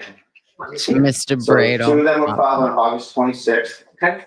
And the other one is, and I'm certainly happy to give counsel for Cromwell some leeway. This was filed, I believe, last week, November 21st. And so if council needs more time on that, we certainly don't have a problem with it. But, and I will grant you, I'll acknowledge that Cromwell's given me a pretty fair amount of information that we're going through. But as you can imagine, as I know, that sort of begs further questions about more discovery. Well, I have one motion here for specific discovery. Well, Judge, we filed 2 motions on August 26th, and I have copies over here. And what are they entitled? There's a motion for court order disclosure and release of arraignment, and there's a motion for these to decide. The Commonwealth may well be in compliance with some of that or most of it, but yeah. And so those are really the first ones, Judge. What is that? Sorry. Okay. Camera is allowed in the courtroom, but it has to be silent. No exceptions. Thank you. The first one is the motion for exculpatory discovery, and that is essentially a Graham McFarland request regarding certifications by the officers, whether there's any prior incidents. And that is a predicate to a Rule 17 for that, so that we have a good faith basis, if any, to file a Rule 17 for any further information. And my brother's telling me that that's fully complied with. Okay. And I'll defer to him on that. Okay. I got to get my pearl. I think I can comply with my obligations under the. Okay. As far as that first motion, there are things in there in the first motion that I did not agree to. Okay. And we can go through that if we'd like, but other than that, we have a list of questions that we ask every potential witness, police officer. Right. Database, that has all been complied with. Okay. If he wants to talk about the first motion, I'm happy to do that. No action has been taken. When you say first, I've got 3 motions here. Motion for exculpatory evidence. Okay. Exculpatory discovery. So that's essentially what we're talking about, Judge, the Graham McFarland request. And, it's also obviously a Brady request as well. So I think it's more than just, Graham McFarland. It's any exculpatory evidence that's known to the Commonwealth, whether it's the Commonwealth, the prosecution team, or the police team as well. So, Mr. Gubitosi, the motion for exculpatory discovery. Yeah. What is it that you object to in I there? object to number 1C. Okay. Number 1D. Number 1H. Okay, hold on. And J. C, D, CD, H, I, and J. And then that's number 1. Right. Number 2. Oh, look at our girl. He wants me to certify in writing that I have made inquiry of every prosecutor in my office for all items of information related to the defense. I don't think I have an obligation to do that. Right. We did that on every single case. We do have a database. We do have a process. We do ask each individual officer these questions, but we do that on every single case in the county. That's thousands of cases to some 80 some odd prosecutors. Right. Every day. Well, and it doesn't include all of the prosecutors that have passed through the office that have come and gone over the course of the years. Are you suggesting, Mr. Bradel, that the Commonwealth needs to contact each and every prosecutor that has ever worked in the district attorney's office throughout the officer's tenure? No, Judge. Well, that's what the motion asks for. No, it doesn't, Judge. No, It it asks doesn't. them to have, maybe they could use a computer database. Maybe they can log, just like, lawyers have record-keeping responsibilities. Lawyers have conflict checks. There's all sorts of things that are a precedent for this kind of a thing. When a prosecutor has a case where some questionable police activity has arisen, prosecutors can easily document that in this case, Officer Jones was found to be not credible by Judge Smith. Well, I understand that, but let me start with whether the officer has signed a search warrant. I probably see 2 Frank's hearing requests a month in this session, 2 or 3. Most of them are not allowed. Occasionally they are. And just because there is a Frank's hearing does not mean that there was a finding that anyone gave any false information. Sure. So how would anyone determine that? Well, Judge, again, these are record-keeping requests. But who keeps a database of that? So for the last 10 years? When you're a prosecutor in a district attorney's office and you finish a case, you're required to follow office procedures to close out the file. Right. And there's no reason why a prosecutor's office ought to exercise willful blindness about these issues. So you feel that it's up to you to decide how the district attorney's office conducts its business? It's up to me to decide. Did you work in the Essex County DA's office? Judge, I did not work in the Essex County DA's office, but I From know when, sir, about it. what are you speaking about when you say that this is how a DA's office ought to be conducting itself? What's the basis for that? Judge, okay. Oh, okay. Mr. Bradel, you silver fox, you unbelievable champion of women. I salute you, okay? What is the honorable prick doing right now? I don't know. Who are you to say, Tim Bradel? How dare they, them, he, she say that records should be kept in a DA's office? Unbelievable. How dare you? I cannot believe the audacity of a defense attorney to ask this question.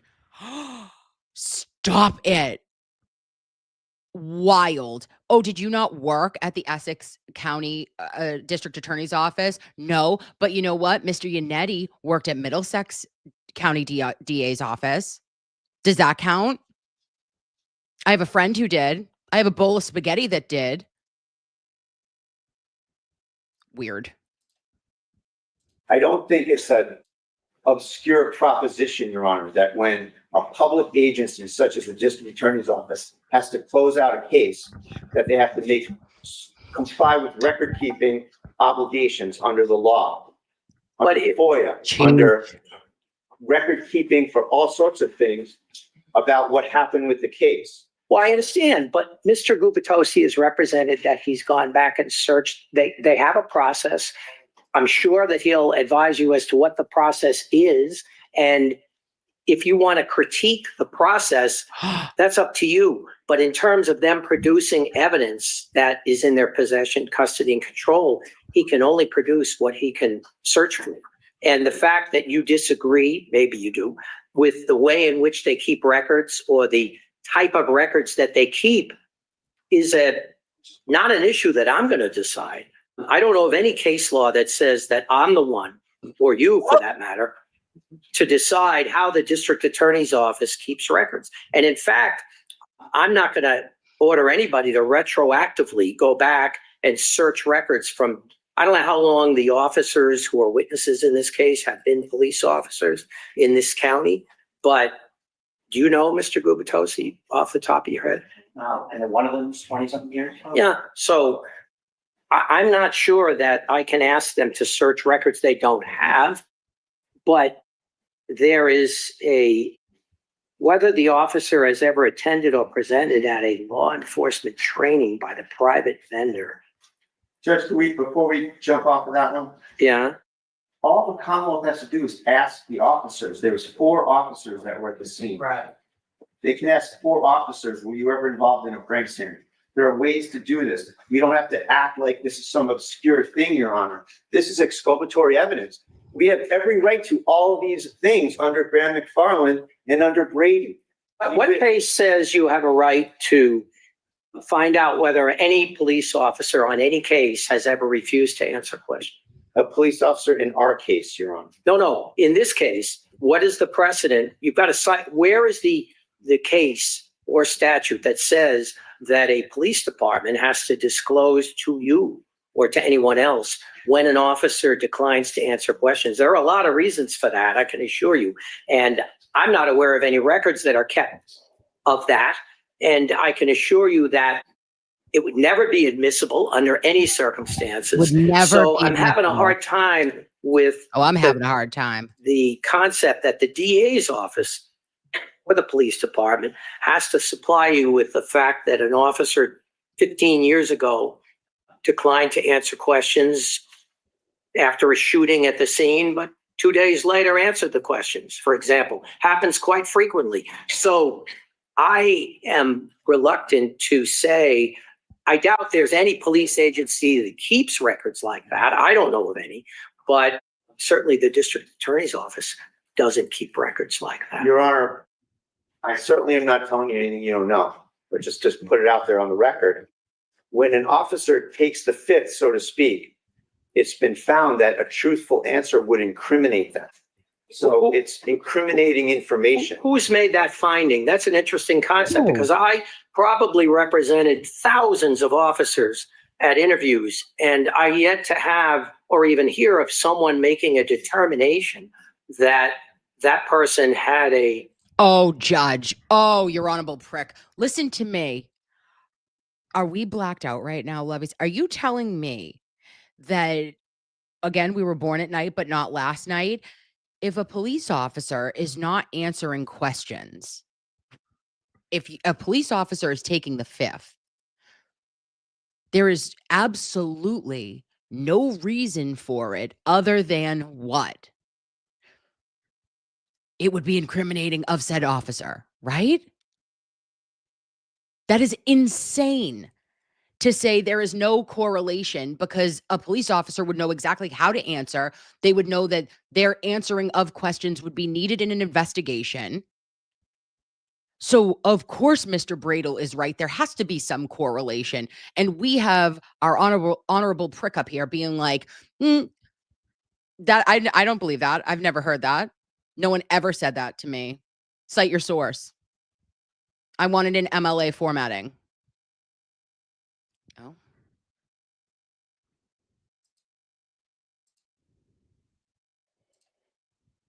Fifth Amendment privilege or not. My experience has been that the department offers people a rights form, and if the department has made or ascertained that the person has a self-incrimination right, far be it from a lawyer to question that when the prosecuting or investigating agency is doing that. So again, it's built into the law of the Fifth Amendment, Your Honor, that you can only take the Fifth Amendment when a truthful answer will incriminate you. That's assuming you're ordered to, and that's assuming that the order also encompasses the nuances presented by the state constitution, which requires transactional immunity to overcome it under Carney versus Springfield. So it's not as simple as you make it sound. But let's get back to the fundamental issue. Does the district attorney's office keep records of any officers that have ever invoked their rights at any proceeding that the district attorney's office is aware of? No. Okay.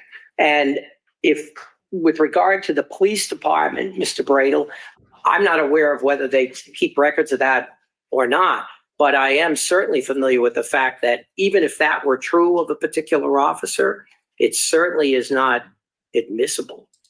Judge, Graham McFarland has a whole host of... Hi, Levies. Just while we're right here, court chopped TV or Court Chopped is here with us right now. If you have not subscribed to their incredible channel, I would do so, because they have amazing videos taking away all the sidebars and all the extra fluff that we need not in our daily YouTube lives. Thank you for doing God's work, and thank you for allowing me to play this hearing.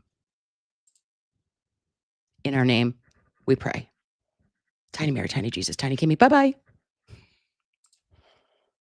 Things that are not admissible, or an optimistic defense counsel might say not yet admissible, but that's not a exclusionary factor, Your Honor. So you can't really go there. And these are all, we don't need to pretend like the officers are in Alaska.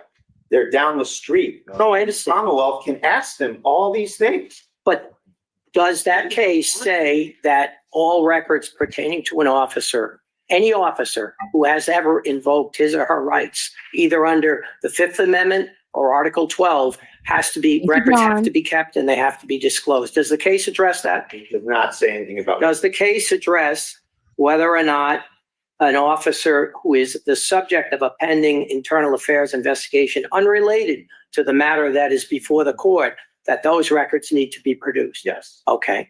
And what about whether the officer has ever testified in a motion to suppress, which the motion was allowed because the officer violated? It's pretty broad in terms of violating the defendant's rights, but assuming we could refine it a little bit. Sure.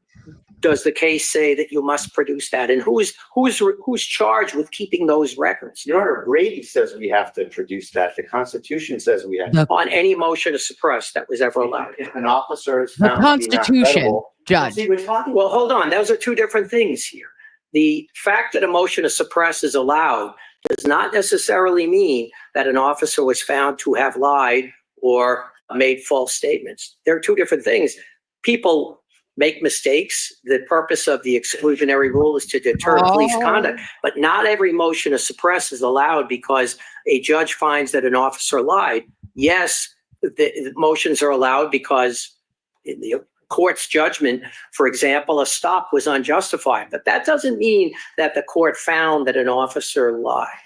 In fact, I'd say most of the time that's not the case. We're not talking about a legal ruling about an officer's conduct.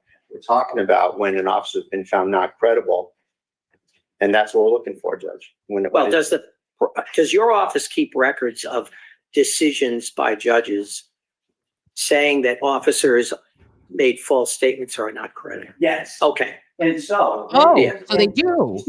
Because what he's writing in this motion is much different than what he's saying here. Did you check the database for what I just outlined? And we asked these officers, and he knows this, we asked these officers a whole host of questions. Okay. Whether they have any convictions or convictions to social fact about criminal offenses, and I'll just adverse credibility findings against them from any court. Okay. Pending criminal investigation for your conduct, findings that you were engaged in bias, racial, or profiling, discrimination. Okay.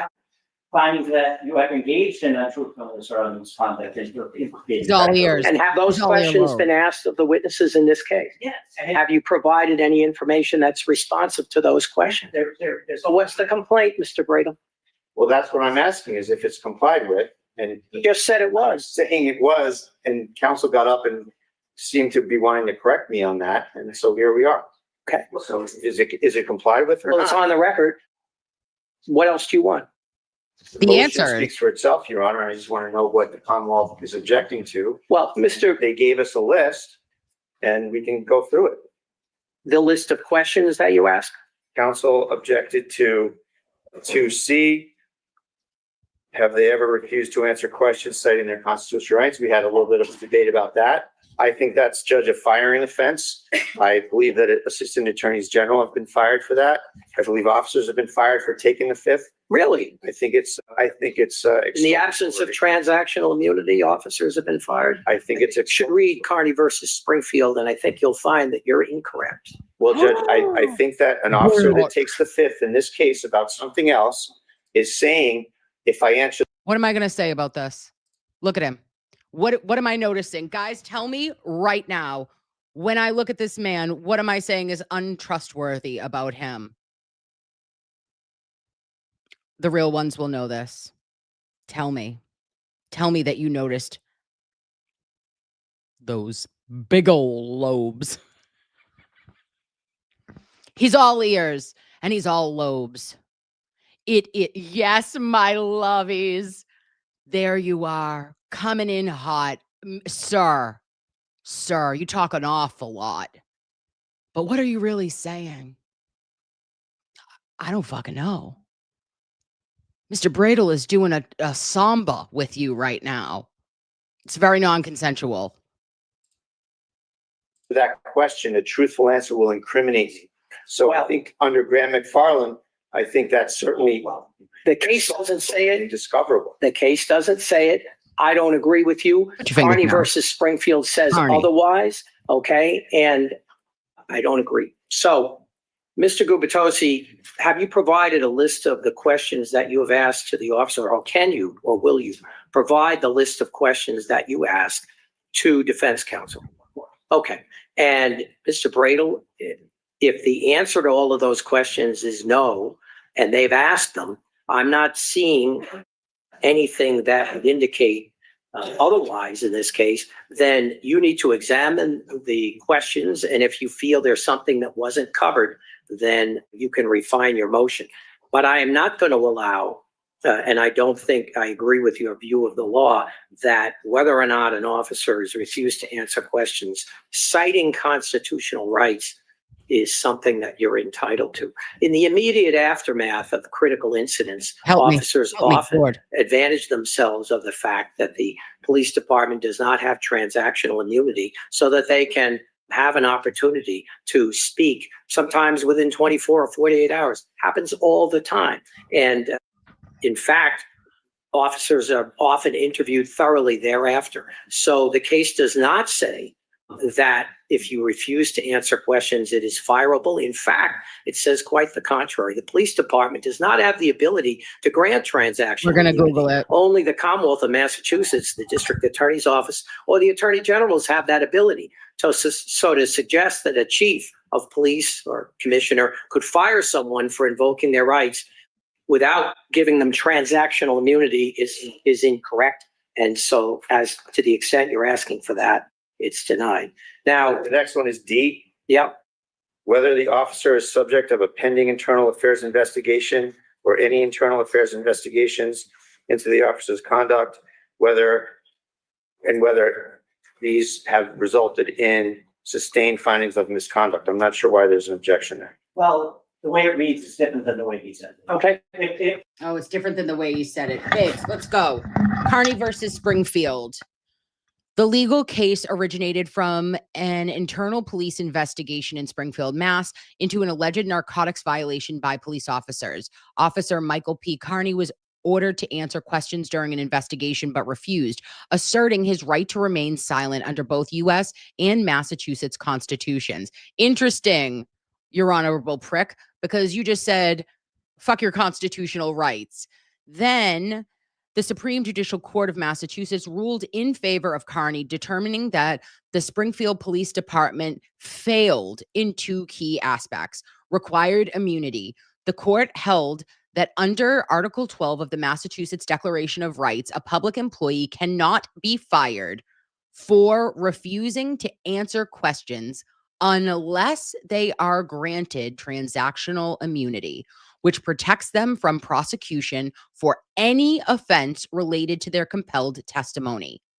This is a broader protection than the use immunity, which only prevents the use of actual statements in a criminal trial provided by federal Garrity rights.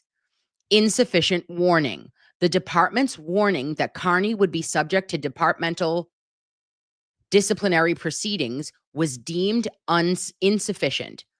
Public employers must specify the precise repercussions, example, termination, for refusing to answer questions. Bradle's right? The Carney decision is still a critical precedent in Massachusetts labor law for public sector unions and employees. More recently, a different police officer named Andrew Carney. Yeah, no, that's neither here nor there. But that is the one. So Bradel was using the law and citing it correctly, how I interpreted it. And the judge was incorrect because it wasn't use immunity and it wasn't transactional immunity. And he's asking for, when you plead the fifth, where the list is. And now we have to get this prosecutor to give us the list. Make it make sense. If there is a sustained finding, absolutely. Sure. And there hasn't been in this case. So Okay. with any of the officers that are involved. Okay, so that's the answer to that. And as far as the other questions, it seems to me H and I are covered by the questionnaire, but J. Oh, no, H, if I might just say, H and I, you're going to deny them, but they're different than what he's saying. No, I is only, you only need to respond to I if there's been a finding by a judge that there was a misstatement in the search warrant affidavit, not whether or not defense counsel has filed a Frank's motion, because that happens routinely, and routinely the matters don't even reach an evidentiary hearing. And even if they do, it often doesn't result in a finding that there was any untruthfulness. So yes, if there has been a Frank's finding by a judge that an officer, any of these officers, made false statements in a search warrant affidavit, yes, you've asked about that, and yes, that has to be produced.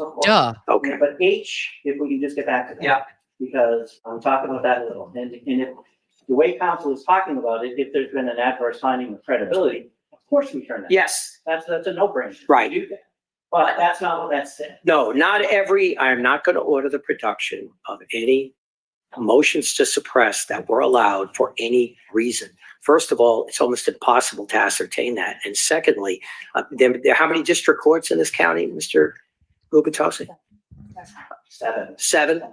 Well, yeah, but you can ask the officer, Your Honor. Well, officer he has, and I agree with you. If there was a finding that the officer made a false statement, you're entitled to that. But the fact that an officer thought that he or she had reasonable suspicion to conduct a pat frisk and a judge disagrees does not mean that the officer was found to be untruthful. But yes, in the course of, need to debate it. I agree with you. Okay, so I think we're fine. Now, Jay, I just have no idea. I have no idea what that is. Okay, and then they can answer that.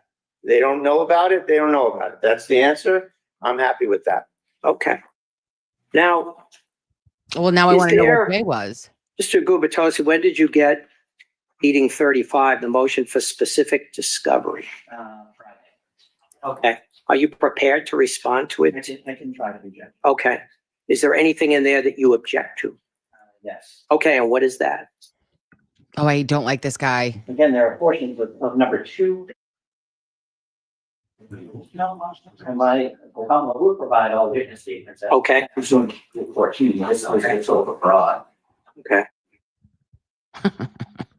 Number 4A, 4 is asking for any and all footage from the North Andover Police Department on June 30th, during the time that Fitzsimmons was at the station. We've already talked about that. They asked me a bit ago. They didn't ask me in time, so the footage is gone. But it just doesn't Oh, say no, why. no. Guys, I'm the fuck sorry. Are you telling me right now that the footage from North Andover Police Department was not asked for in the appropriate amount of time, so therefore, ergo, it has been deleted? Is this Canton all over again? What are we doing? Why in the Christ would the footage not be preserved if it was potentially needed in any case. It's only been 5 months. It was June 30th, July, August, September, October, November, 5 months. Where is the footage? There's no footage. Is it missing? Is it on a disc somewhere? Did we send it to Canton Public Library? What is happening? Oh. 30 days. Okay. Well, 30 days. It's if 60 something days. doesn't exist, But the last paragraph, the last sentence says, the name and contact information of any officer that interacted or observed Miss Fitzsimmons at the time. okay, Well, she had that information.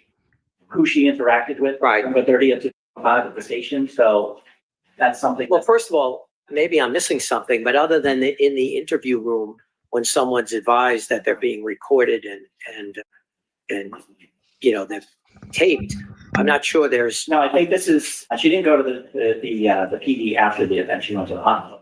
Okay. For the event, it's my understanding, and this is only from what defense counsel told me. Yeah. That she was at the station earlier that day. Oh, okay. Had done something, I can't remember what during the day. Was at the station earlier, Mr. But she knows who she interacted. Okay, is June 30th, the date of the incident, by the way? Okay. And when was she at the station and for what time does the incident happen? So your Honor, the incident is, it's in the afternoon of the 30th. And prior to that, Ms. Fitzsimmons was at the North Andover Police Department for a CPR recertification. I see. She brought the baby with her. Okay. So we wanted the video from the station. Yeah. And on August 26th, I think the Commonwealth's going to have an issue with this, okay? On August 26th, we filed these Oh, I'm sorry, little Miss Glasses. What was that? Fix your face. Watch this. I think the Commonwealth's going to have an issue with this, okay? On August Who are you turning your head? 26th, we filed these arraignment motions, right? Asking, we put them in abeyance except for some of the more obvious ones like preserve notes, preserve video. Sure. Tell people who are video holders to hold on to the video. Less than 60 days. That was August 26th. So the Commonwealth was on notice as of August 26th. Yep. The video, I am fairly certain, was present and available then when they were given notice of this motion. And I believe the court allowed those preliminary requests. Well, there are two issues there. First of all, though, when you say August 26th, was that filed in this court? Correct. When she was arraigned? Yes. Okay. And Mr. Gubitosi, do you know, first of all, I don't know because not that familiar with the North Andover police station, if you can. Whether or not they even have cameras that would have videoed the presence of the defendant at the station on that day. They do. Okay. And do you know how often those are recorded over? Not at the present time. Okay. I did.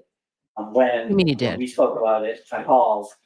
Back in August? It was fine. I can't remember. Okay, okay. Oh, we can't remember. So the issue then becomes whether or not the request was made. First issue is whether or not you're confident the video doesn't exist today. Correct. Okay.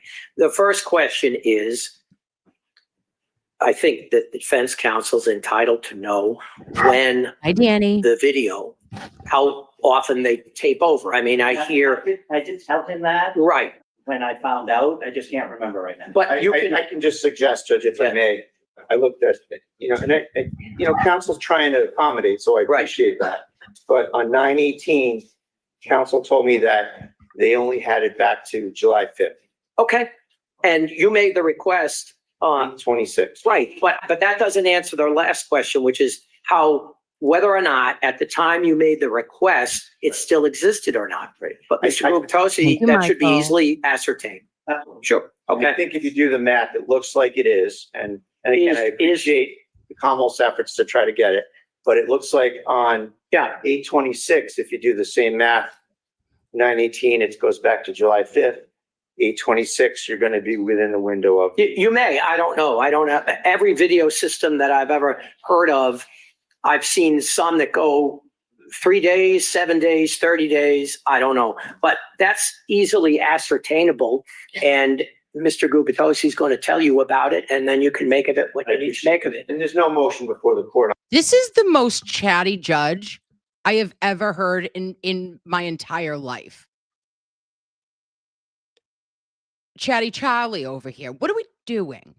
He's rebutting like he is the prosecution. Am I right, guys? Like every single thing that Tim says, it is met by resistance and like some fucking fast facts with the honorable prick. What are we? Please, good sir, maybe just let Mr. Bradel and Garabedian or Josefa, I don't know what his name is, Mr. G, like let him figure it out. You're putting in an awful lot of input from the bench, my guy. Yeah, I just wanted to bring it up, Your Honor, that it's very important to the defense that we have that video. Anything else we can, in this motion, Mr. Gubitosi, that you object to that we can address today? Yeah, I get please, yeah. Oh, take your time. Oh gosh, that looks like Kelsey. 6 is concerning disciplinary records for firefighters that responded to the home address of the defendant or the Mass General Hospital. And your objection to that is? The firefighter cannot harm the prosecution team if they're not in care, custody, control. Yeah, I mean, you can file a Rule 17 for that, Mr. Very good, Your Honor. That's perfect. I think that's right. What else, Mr. Gubitosi? Anything else in this motion? All right, that one was given, right? Oh, Kels.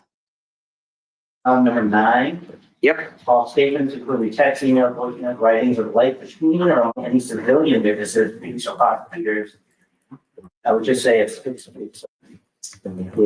overbroad. Yeah. How, Mr. Bradel, how can the Commonwealth produce messages between people who are not, civilian witnesses? Sure, I understand, Your Honor. The request should be really a little narrower, I suppose, which is whenever there's a police prosecution team member in the conversation, well, that's different. I agree. Discoverable. Right. So statements, Mr. Gubitosi, of people who are statements that I'm obligated to provide. Yeah. Absolutely. Okay. I agree with that. Okay. But not that. And just sorry. No, I was moving on. Just one thing on that before you move on, Your Honor, is that it's our view. We viewed on the security video from the scene that officers are texting and calling all over the place at the scene, quite understandably. Sure. But we just want the text messages, and we have information that there were communications between the father of the child and the police officers leading up to serving this warrant, leaving up the restraining order, serving the restraining order, leading up to that. And there are communications that are. Tracy, are we talking about the judge? I wonder, because that would make sense to me. All right, now this is going to be big. Whatever he's going to say, is this going to be the end of it? But we're talking about Justin now, right? Between the father and the police that we want. Well, which would any of those materials that are in the possession, custody, or control of the Commonwealth of the North Andover Police Department need to be produced. I can't. It's a little bit broad in the sense that, if there are people texting that the Commonwealth doesn't know about. I saw you, Judge. I don't even want to. Yeah, I can cut to the chase on that. Let me suggest that involve the police and prosecution team here. Thank you. I'm well aware of the fact that there's some discovery issues here, but they don't seem insurmountable to me, and they seem like something that could be worked out. No. I still stop it. The defendant's in custody. You are and have, as is your right, litigating the issue of her detention.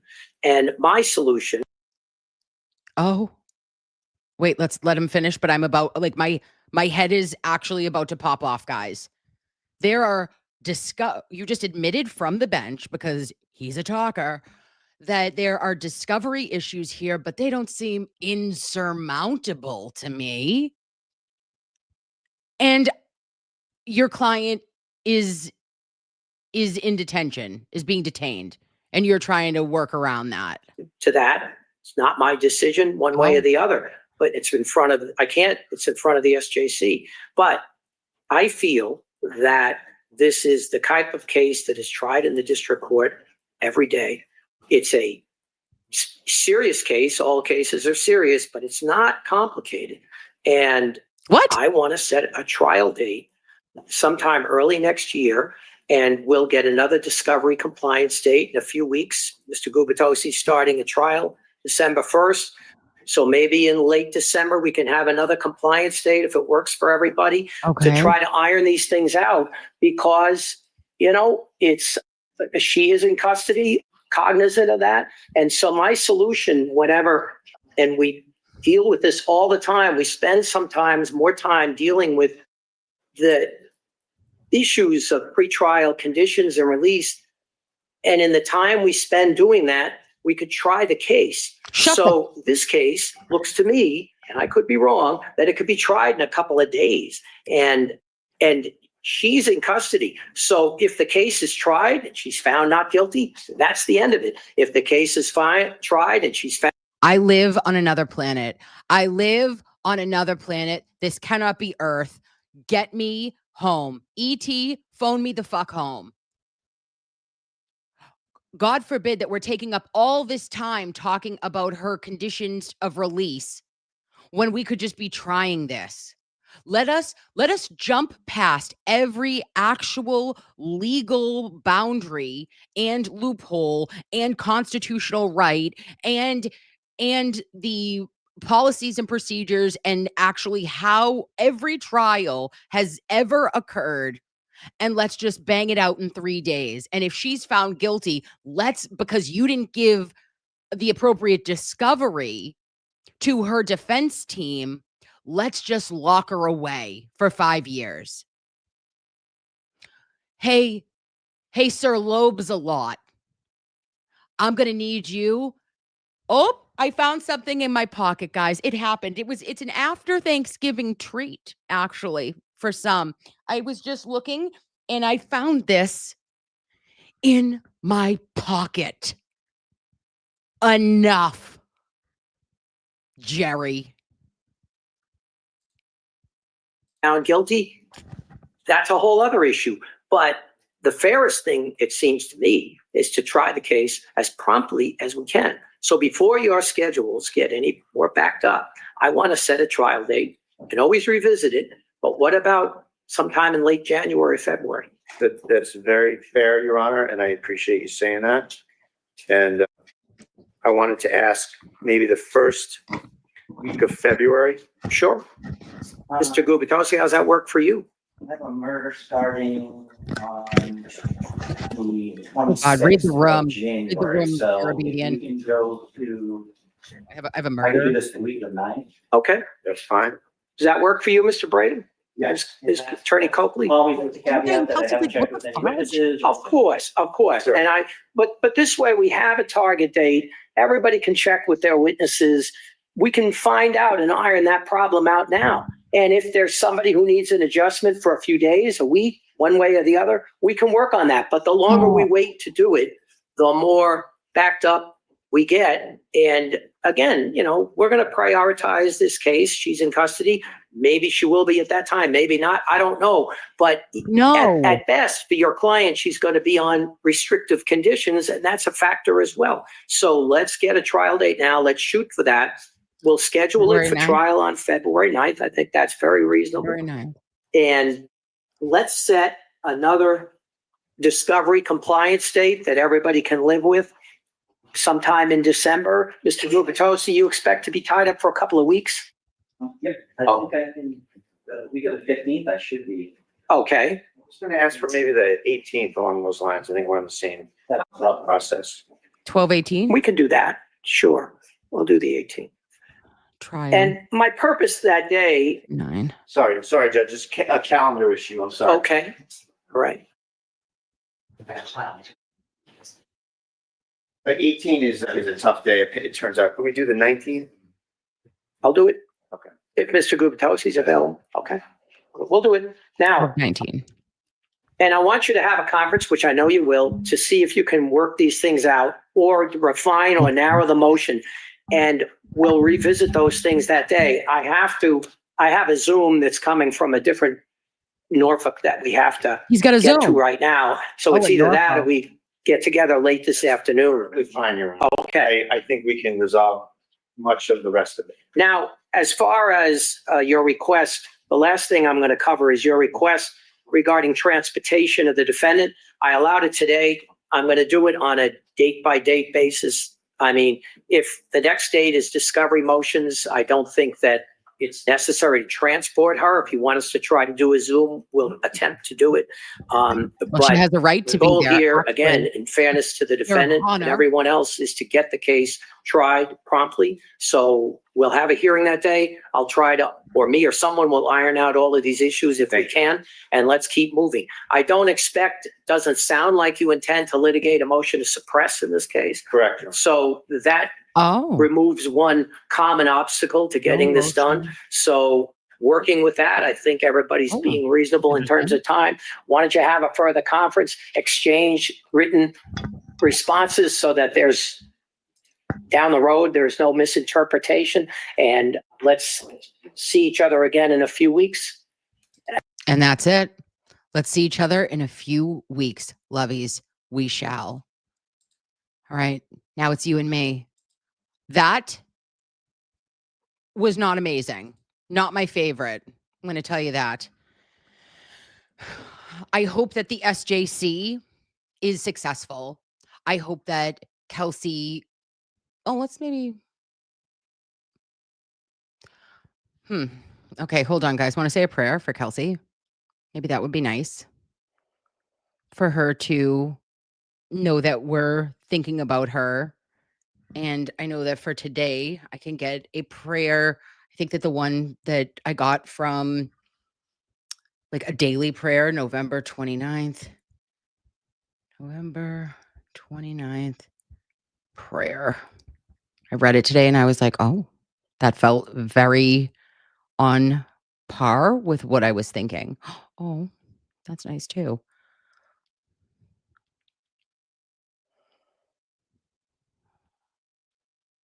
Oh, no. Of course, I'm not going to find it because that would be too. Nope, that's in Spanish. She's good, but not that good.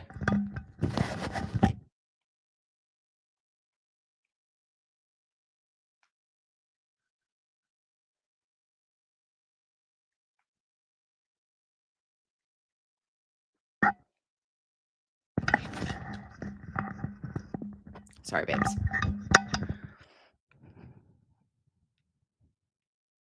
Okay.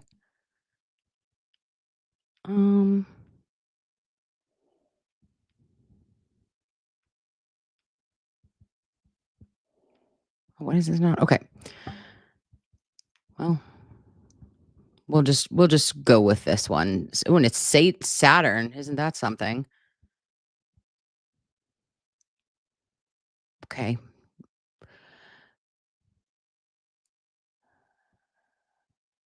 Okay, so it says, Heavenly Father, in the name of the Father and of the Son and the Holy Spirit. Heavenly Father, I come to you with a humble and hopeful heart. Please watch over my family today. I ask for your loving intervention in every part of our lives. Protect us from danger and guide us through every challenge. Bless us with opportunities that can bring growth, stability, and peace. Grant us good health in mind, body, and spirit. Pour out your blessings so that our home may be filled with your comfort and strength. Lord, forgive our mistakes and help us learn from them with compassion and understanding. When we feel tired or worried, please lift our hearts and remind us that we are never alone. Embrace my family with your love and let your presence bring comfort, healing, and hope. In Jesus' name I pray. And we pray for you, Kelsey, and we pray for all of the lovies and for Aiden and for Karen and for Officer John O'Keefe. And in his name, we pray. In the name of the Father, Son, and the Holy Spirit. Oh, that was nice, lovies. Okay, let me go over here and let us talk together. Let us talk to Angel the Aussie, who has been here, and I have been here with me for 1 whole month. I love you. Thank you for showing up. Courtney says that you're amazing and lots of love from British Columbia. Thank you, Courtney. And Angel, Angel the Aussie says my relationship is perfect. She's single.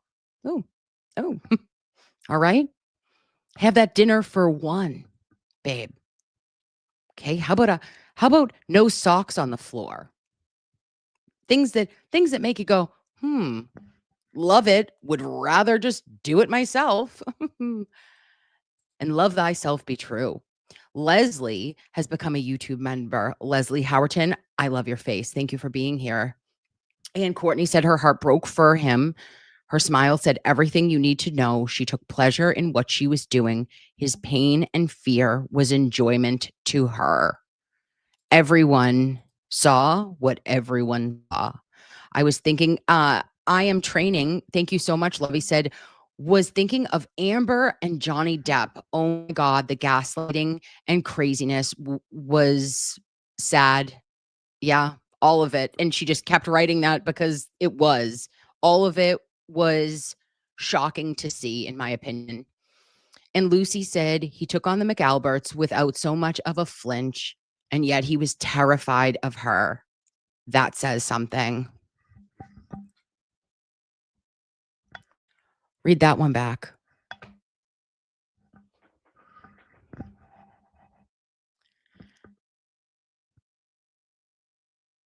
Something too, Lucy. Nancy gifted 20 Nurse Him unconsensual memberships today. Nancy, I am not worthy, but thank you so much.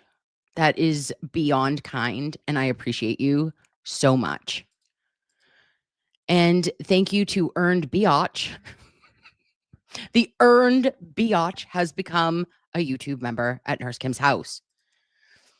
And Gigi's got your back. I love Gigi, you got my back. As a mama of 3 boys and 2 girls, I taught my boys to never touch a woman in anger. What that thing did to TB, my son wouldn't have touched her, but mommy would make her rethink the joys of having teeth. Oh. Ma, you'd be the phone call that would say, not today, Satan. Okay. Jimmy said the other day on his spaces, he was like, speak the truth, silence the devil. And I love that. Speak the truth and silence the devil. Because sometimes when you think you're taking the high road by not speaking, it actually allows gremlins to plot against you. Just add water and watch chaos. Not me. Nope. Whoop. Nope. Call me Gizmo. I'm not turning into a gremlin. Fuck that noise. I have things to do. Sorry. Love that, Ma.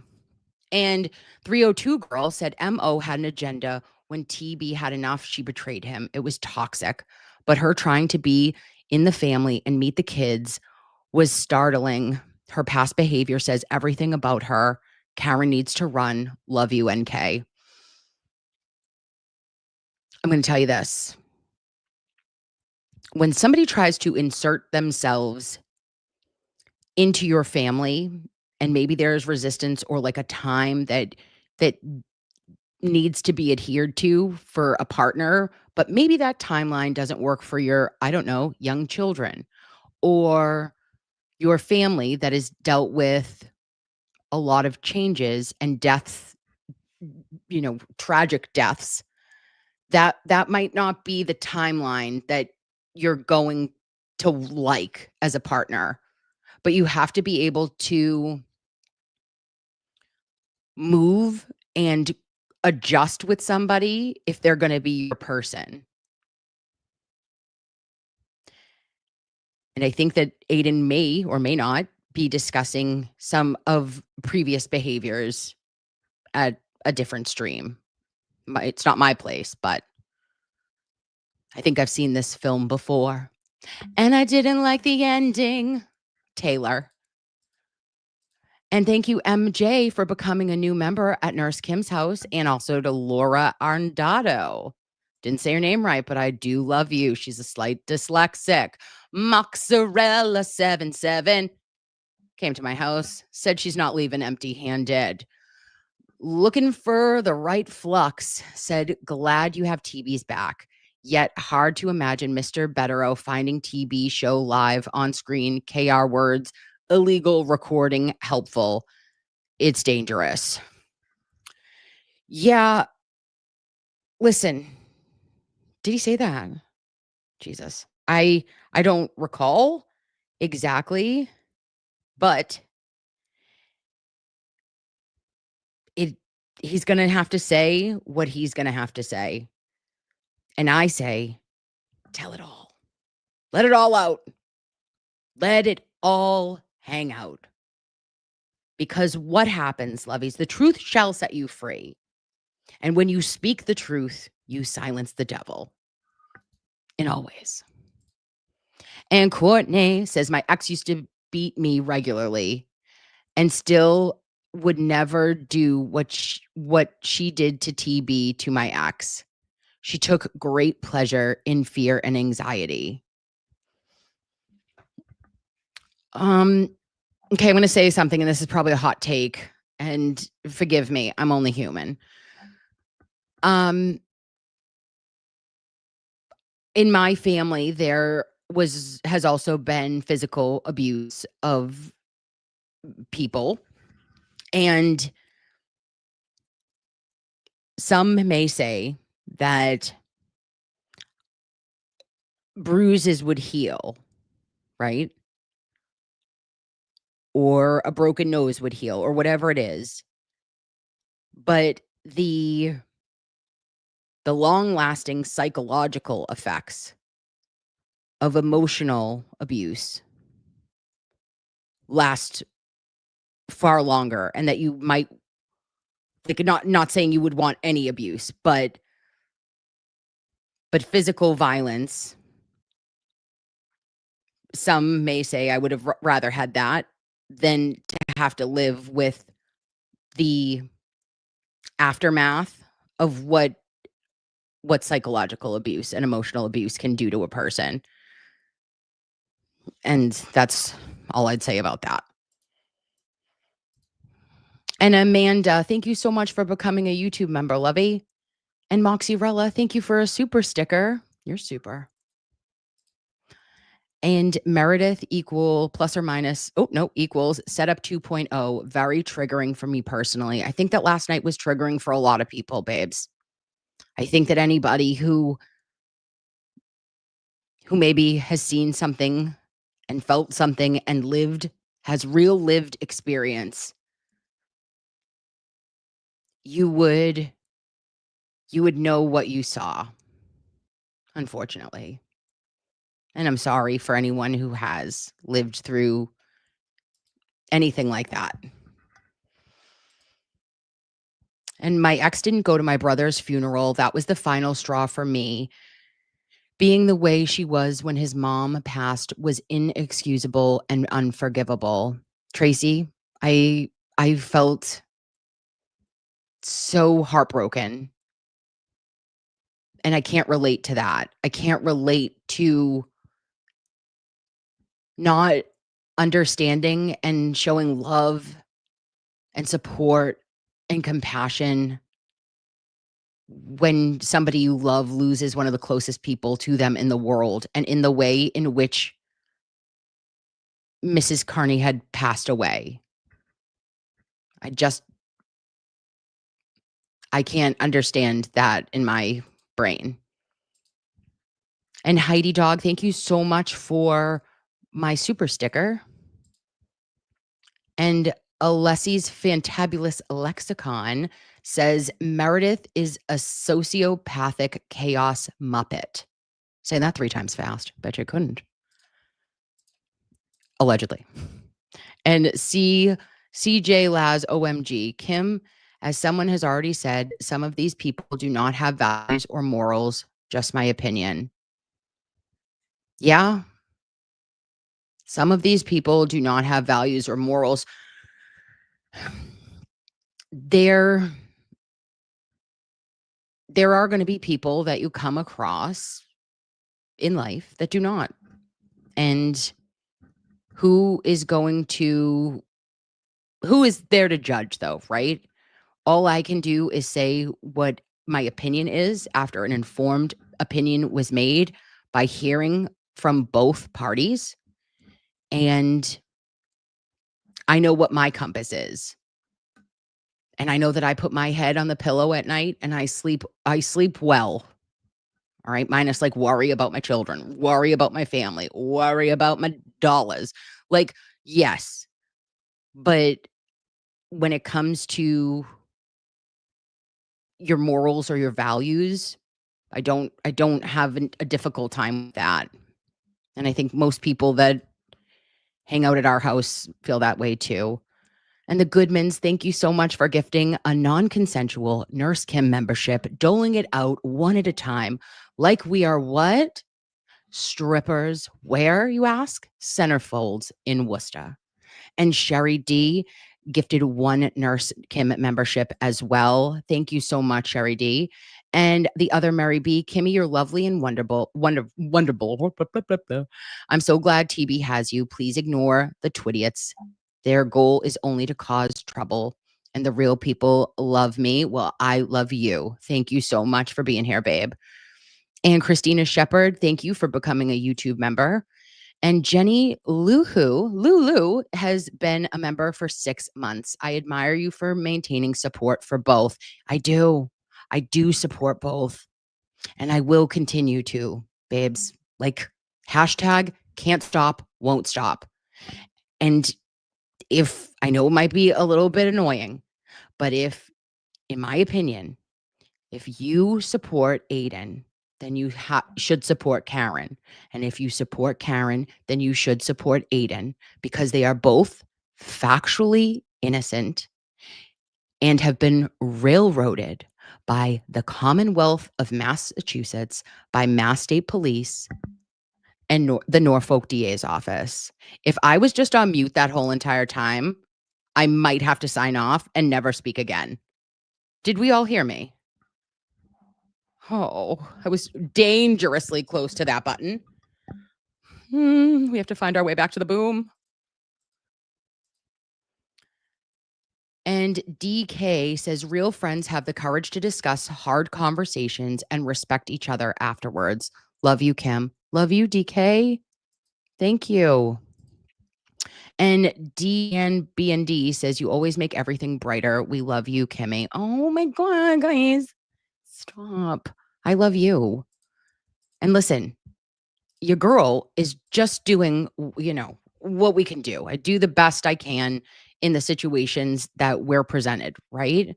And we just try to be the best people that we can be and show up for people and do what we believe and what we have our opinions and our firm beliefs on here. Like, I'm not wavering. Never will. Michelle, thank you, says, okay, Kathy, what is wrong with her? I don't know, Kath. And thank you so much for giving me that update too. My sleepless sleuth said that Kelsey was not actually suspended, but not decertified, but suspended. And thank you, Letteros by Betteros. Stop it. And Marilyn Crawford became a new YouTube member at Nurse Kim's house. Look at your doggy. Is your doggy in tie-dye? Stop it. What are you doing? What's his name? Is his name Charlie? No, that's a Bruce. Is it Bruce? I don't know, but I like him. Thank you for being here, Marilyn. And then we have Tracy told us that the judge used to be a prosecutor and Bradel has gone up against him in the past. And I was like, oh, they like to sword fight, But Sensationally social with Beth says Bradel is awesome. Did you notice that he didn't sit down at all? I wonder if it's because Kelsey wasn't able to sit and stand for all of this. I know. Also, I think Bradel is a badass. Let me tell you about that silver fox. That man, I think he's just like he's a standing king. Do you know what I mean? Some men are sitting kings. He's a standing king. It's like a dominant thing. He's like, yeah, and I stand. And then you have Mr. Gupta, or I don't know what's with a C. Nope, G. Never going to get it right. Gaspian, whatever. Prosecution, the Lally, okay, of Essex County. He is a sitter and a stander. And that makes me feel like he pees sitting down. Does that make sense? No. But do you get it? Do you feel that too? When you look at him, you're like, oh, he piddles sitting down. Just a thought. And yes, the judge, perfect. Thank you, Tracy. And Phil says NK, but can we really trust Martha on this case? No. She's a loser. Krusty Crawford is a big fan. It's a worry. Martha Coakley, in my opinion, is about as useful as tits on a bull, and that's just facts matter journalism. She's an extra body. I don't think she listen, I don't think that she would do anything to hurt Kelsey, but is she helping? No. Is her face helping? No, not in my opinion. But she does have pull. But I just think that she does nothing for me personally. And Gigi, Helen Keller could see through this BS.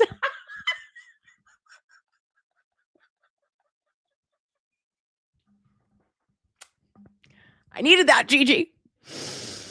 Whew, I needed you. You came through today, babe. Thank you. Fucking Helen Keller could see through this BS. Melissa Hudson, thank you for becoming a YouTube member at my house. And Maybell Morrissey's Sketty Stain has been held against her will for 10 months. Well, you know what I'm going to say, Meatball Morrissey's Sketty Stain. I bid you adieu. Okay? Listen, do a hostage video and send yourself out. Save yourself while you can. Don't run. Don't run for, well, we know you're not running, okay? But don't walk for re-election. Just leave this house. I'll see you on the other side. I love you. Whoo. She's getting delusional. Margie Ferreira said, hi, is the ho-ho event location accessible? Yes, it is, babe. And it was in the original invitation. Oh, let's speak about ho-ho-oh. We have 10 tickets left if anyone wants to ho-ho-oh with me in Quincy on December 7th. The link, yes, the link is in the video, I think. I did make one post about it because I'm a little bit slow on the uptake. What are we doing, you ask? Dancing, making ornaments, eating delightful Italian food together. Because we ho-ho-oh all around town. We're going to talk some shit. 3 to 6 on December 7th in Quincy on the street of unknown origin. I'm going to do this. Listen, I'm going to get off of this stream and I'm going to send you an email. Everyone, to the 40 other people who have bought tickets. We have 10 left. I'm going to get everybody the address. I will send it to you within, if it's 6:53 right now, guys, by 8:53 p.m., you'll have an email from realnursekim@gmail.com. But if you look in the original where you bought the ticket and it says Quincy, if you go to the third box down, it says the address. I know. Wild. But I will send out an email. I love your faces. I am so fucking excited. I can't even wait. What are we wearing? Did I get a shirt with pearls on it? Yeah, I did. Stupid. Am I going to wear it? Yeah. Yeah, I am. Who is she? I can't. I love you. All right. And the tortoise interference, love to the real ones. If you know, you're a real one, babe. Why? You've been here for 13 months. I also should free you. If you love something, let it go. Tortoise, I must let you go. Come back at next year. Say new year, new me, you know? And to Gigi, says she's always got my back. And oh, Gigi, I love that. I got your back too. Thank you for being authentic, says Veronica. Veronica, it's the only real way I know how to be. And Sarah B. Creative has been a member at Nurse Kim's house for a month. And love to you. Love right back to you. And to Jessica Gates 5211 has become a YouTube member here. I appreciate, truly. And the other Mary B says predators have forward-facing eyes to stalk prey.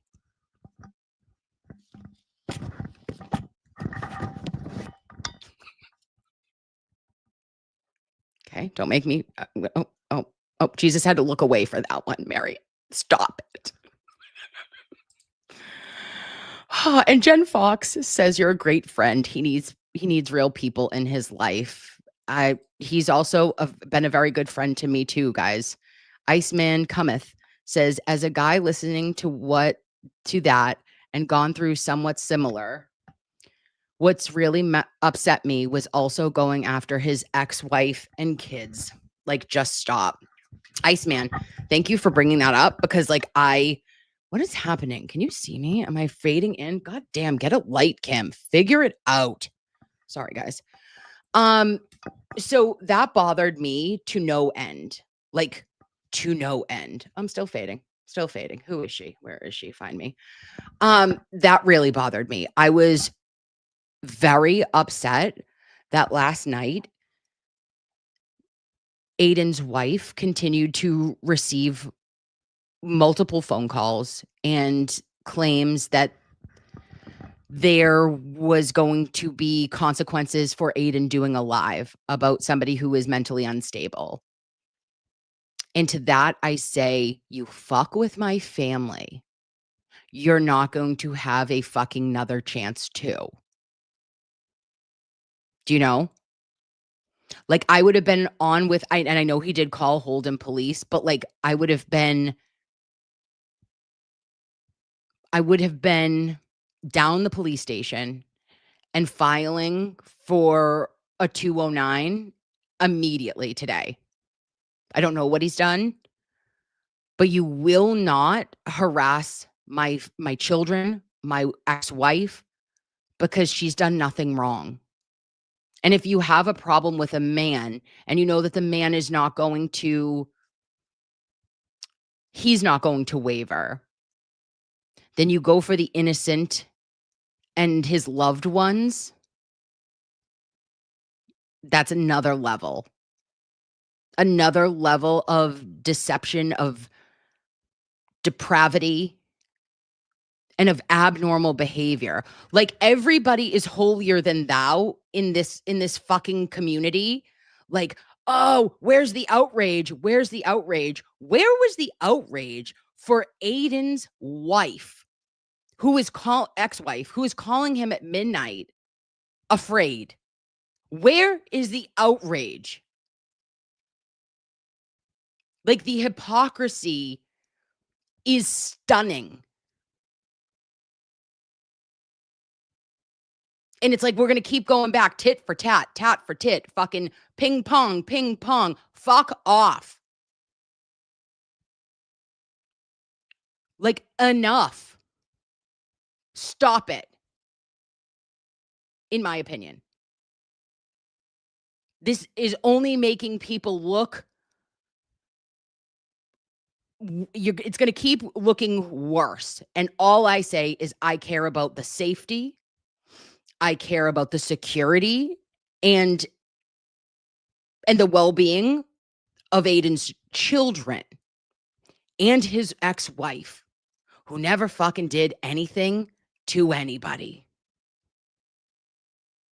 And as a woman who was his college sweetheart and somebody who he loved and loves and will forever love as the mother of his children, to weaponize her and then potentially what? You wanted to have the cops or there be a disruption in the children's house on a Saturday night at 1:00 in the morning? and scare the shit out of Julie. Sick. Sick. And I'm sorry that you went through that, Iceman. And thank you to Michelle for becoming a new member here at this fucking crazy train. And Jenny Beck, thank you for becoming a new member. And also to Jackie, I should have known I have 7 male fans. Jackie Adkins, thank you for becoming a new member. And you're here for all the things. I'm here to talk all the things. And Jackie has been slaying dragons for your honor all day. Babe, Jackie, listen. I love you so much. Thank you. Okay? You don't need to do that. Don't worry about it, because every once in a while I will get onto Twitter and I will say an amazing comeback. I will call someone like a gutter trollop. I will tell someone to eat shit and bark at the moon. But I swear, don't feed them, because they'll just keep going. And I pinky swear on everything. It doesn't bother me, because it comes with the territory. And it is okay, because I know who I am, right? And you know who I am. And that's what matters to me, not what those assholes think. Okay? But I really appreciate you trying to stand up for me.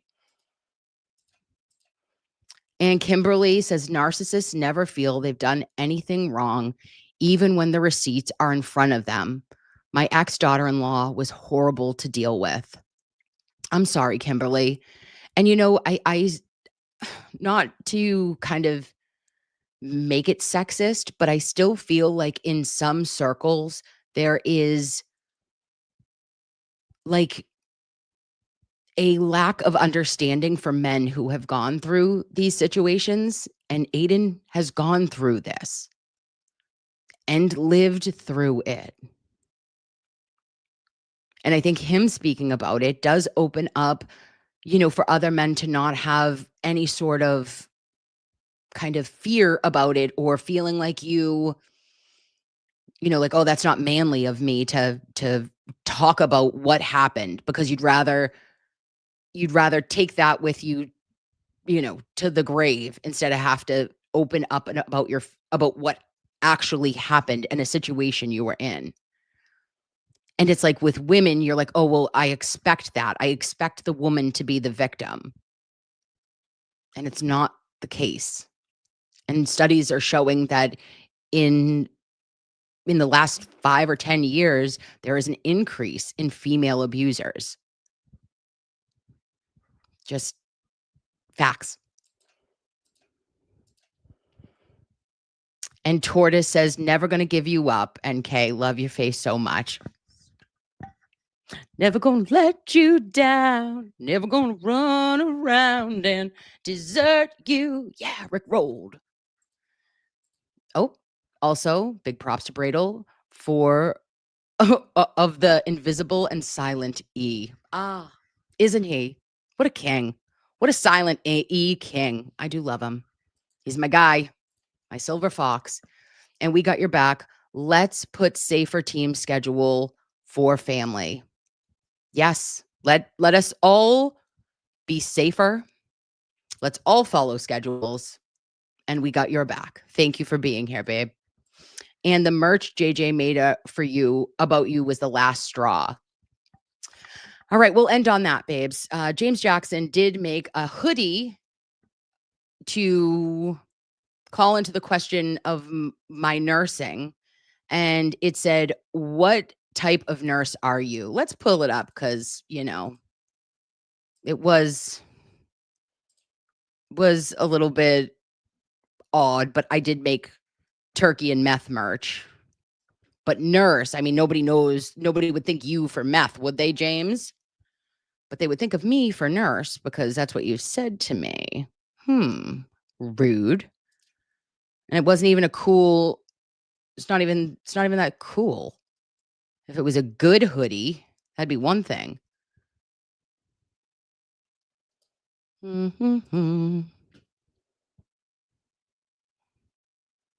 Let me try to find it. I'm sorry, babes. Oh. Maybe. Oops. Yeeks. Where are ya? Did I put it here? Oh, it is. 'Tis here. You guys want to see? Oh, we'll share.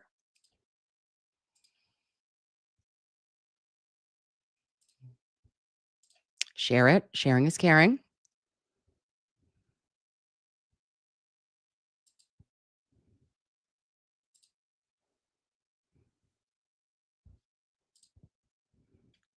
Just in time for the holidays. Oh, just kidding. Just in time for the holidays. What type of nurse are you? A Nurse Kim Dig. Oh. That's nice, James. Cool. Looks like Nurse Jackie. And also it's not great. That's not a good graphic. You can do better than that. And also kind of mean. But I guess, all is fair in Twitter. All is fair in war in Twitter, I guess. But I think that would only appeal to maybe 3 nurses that like to go to 39,000 feet. Otherwise, no one's wearing that. Thank you.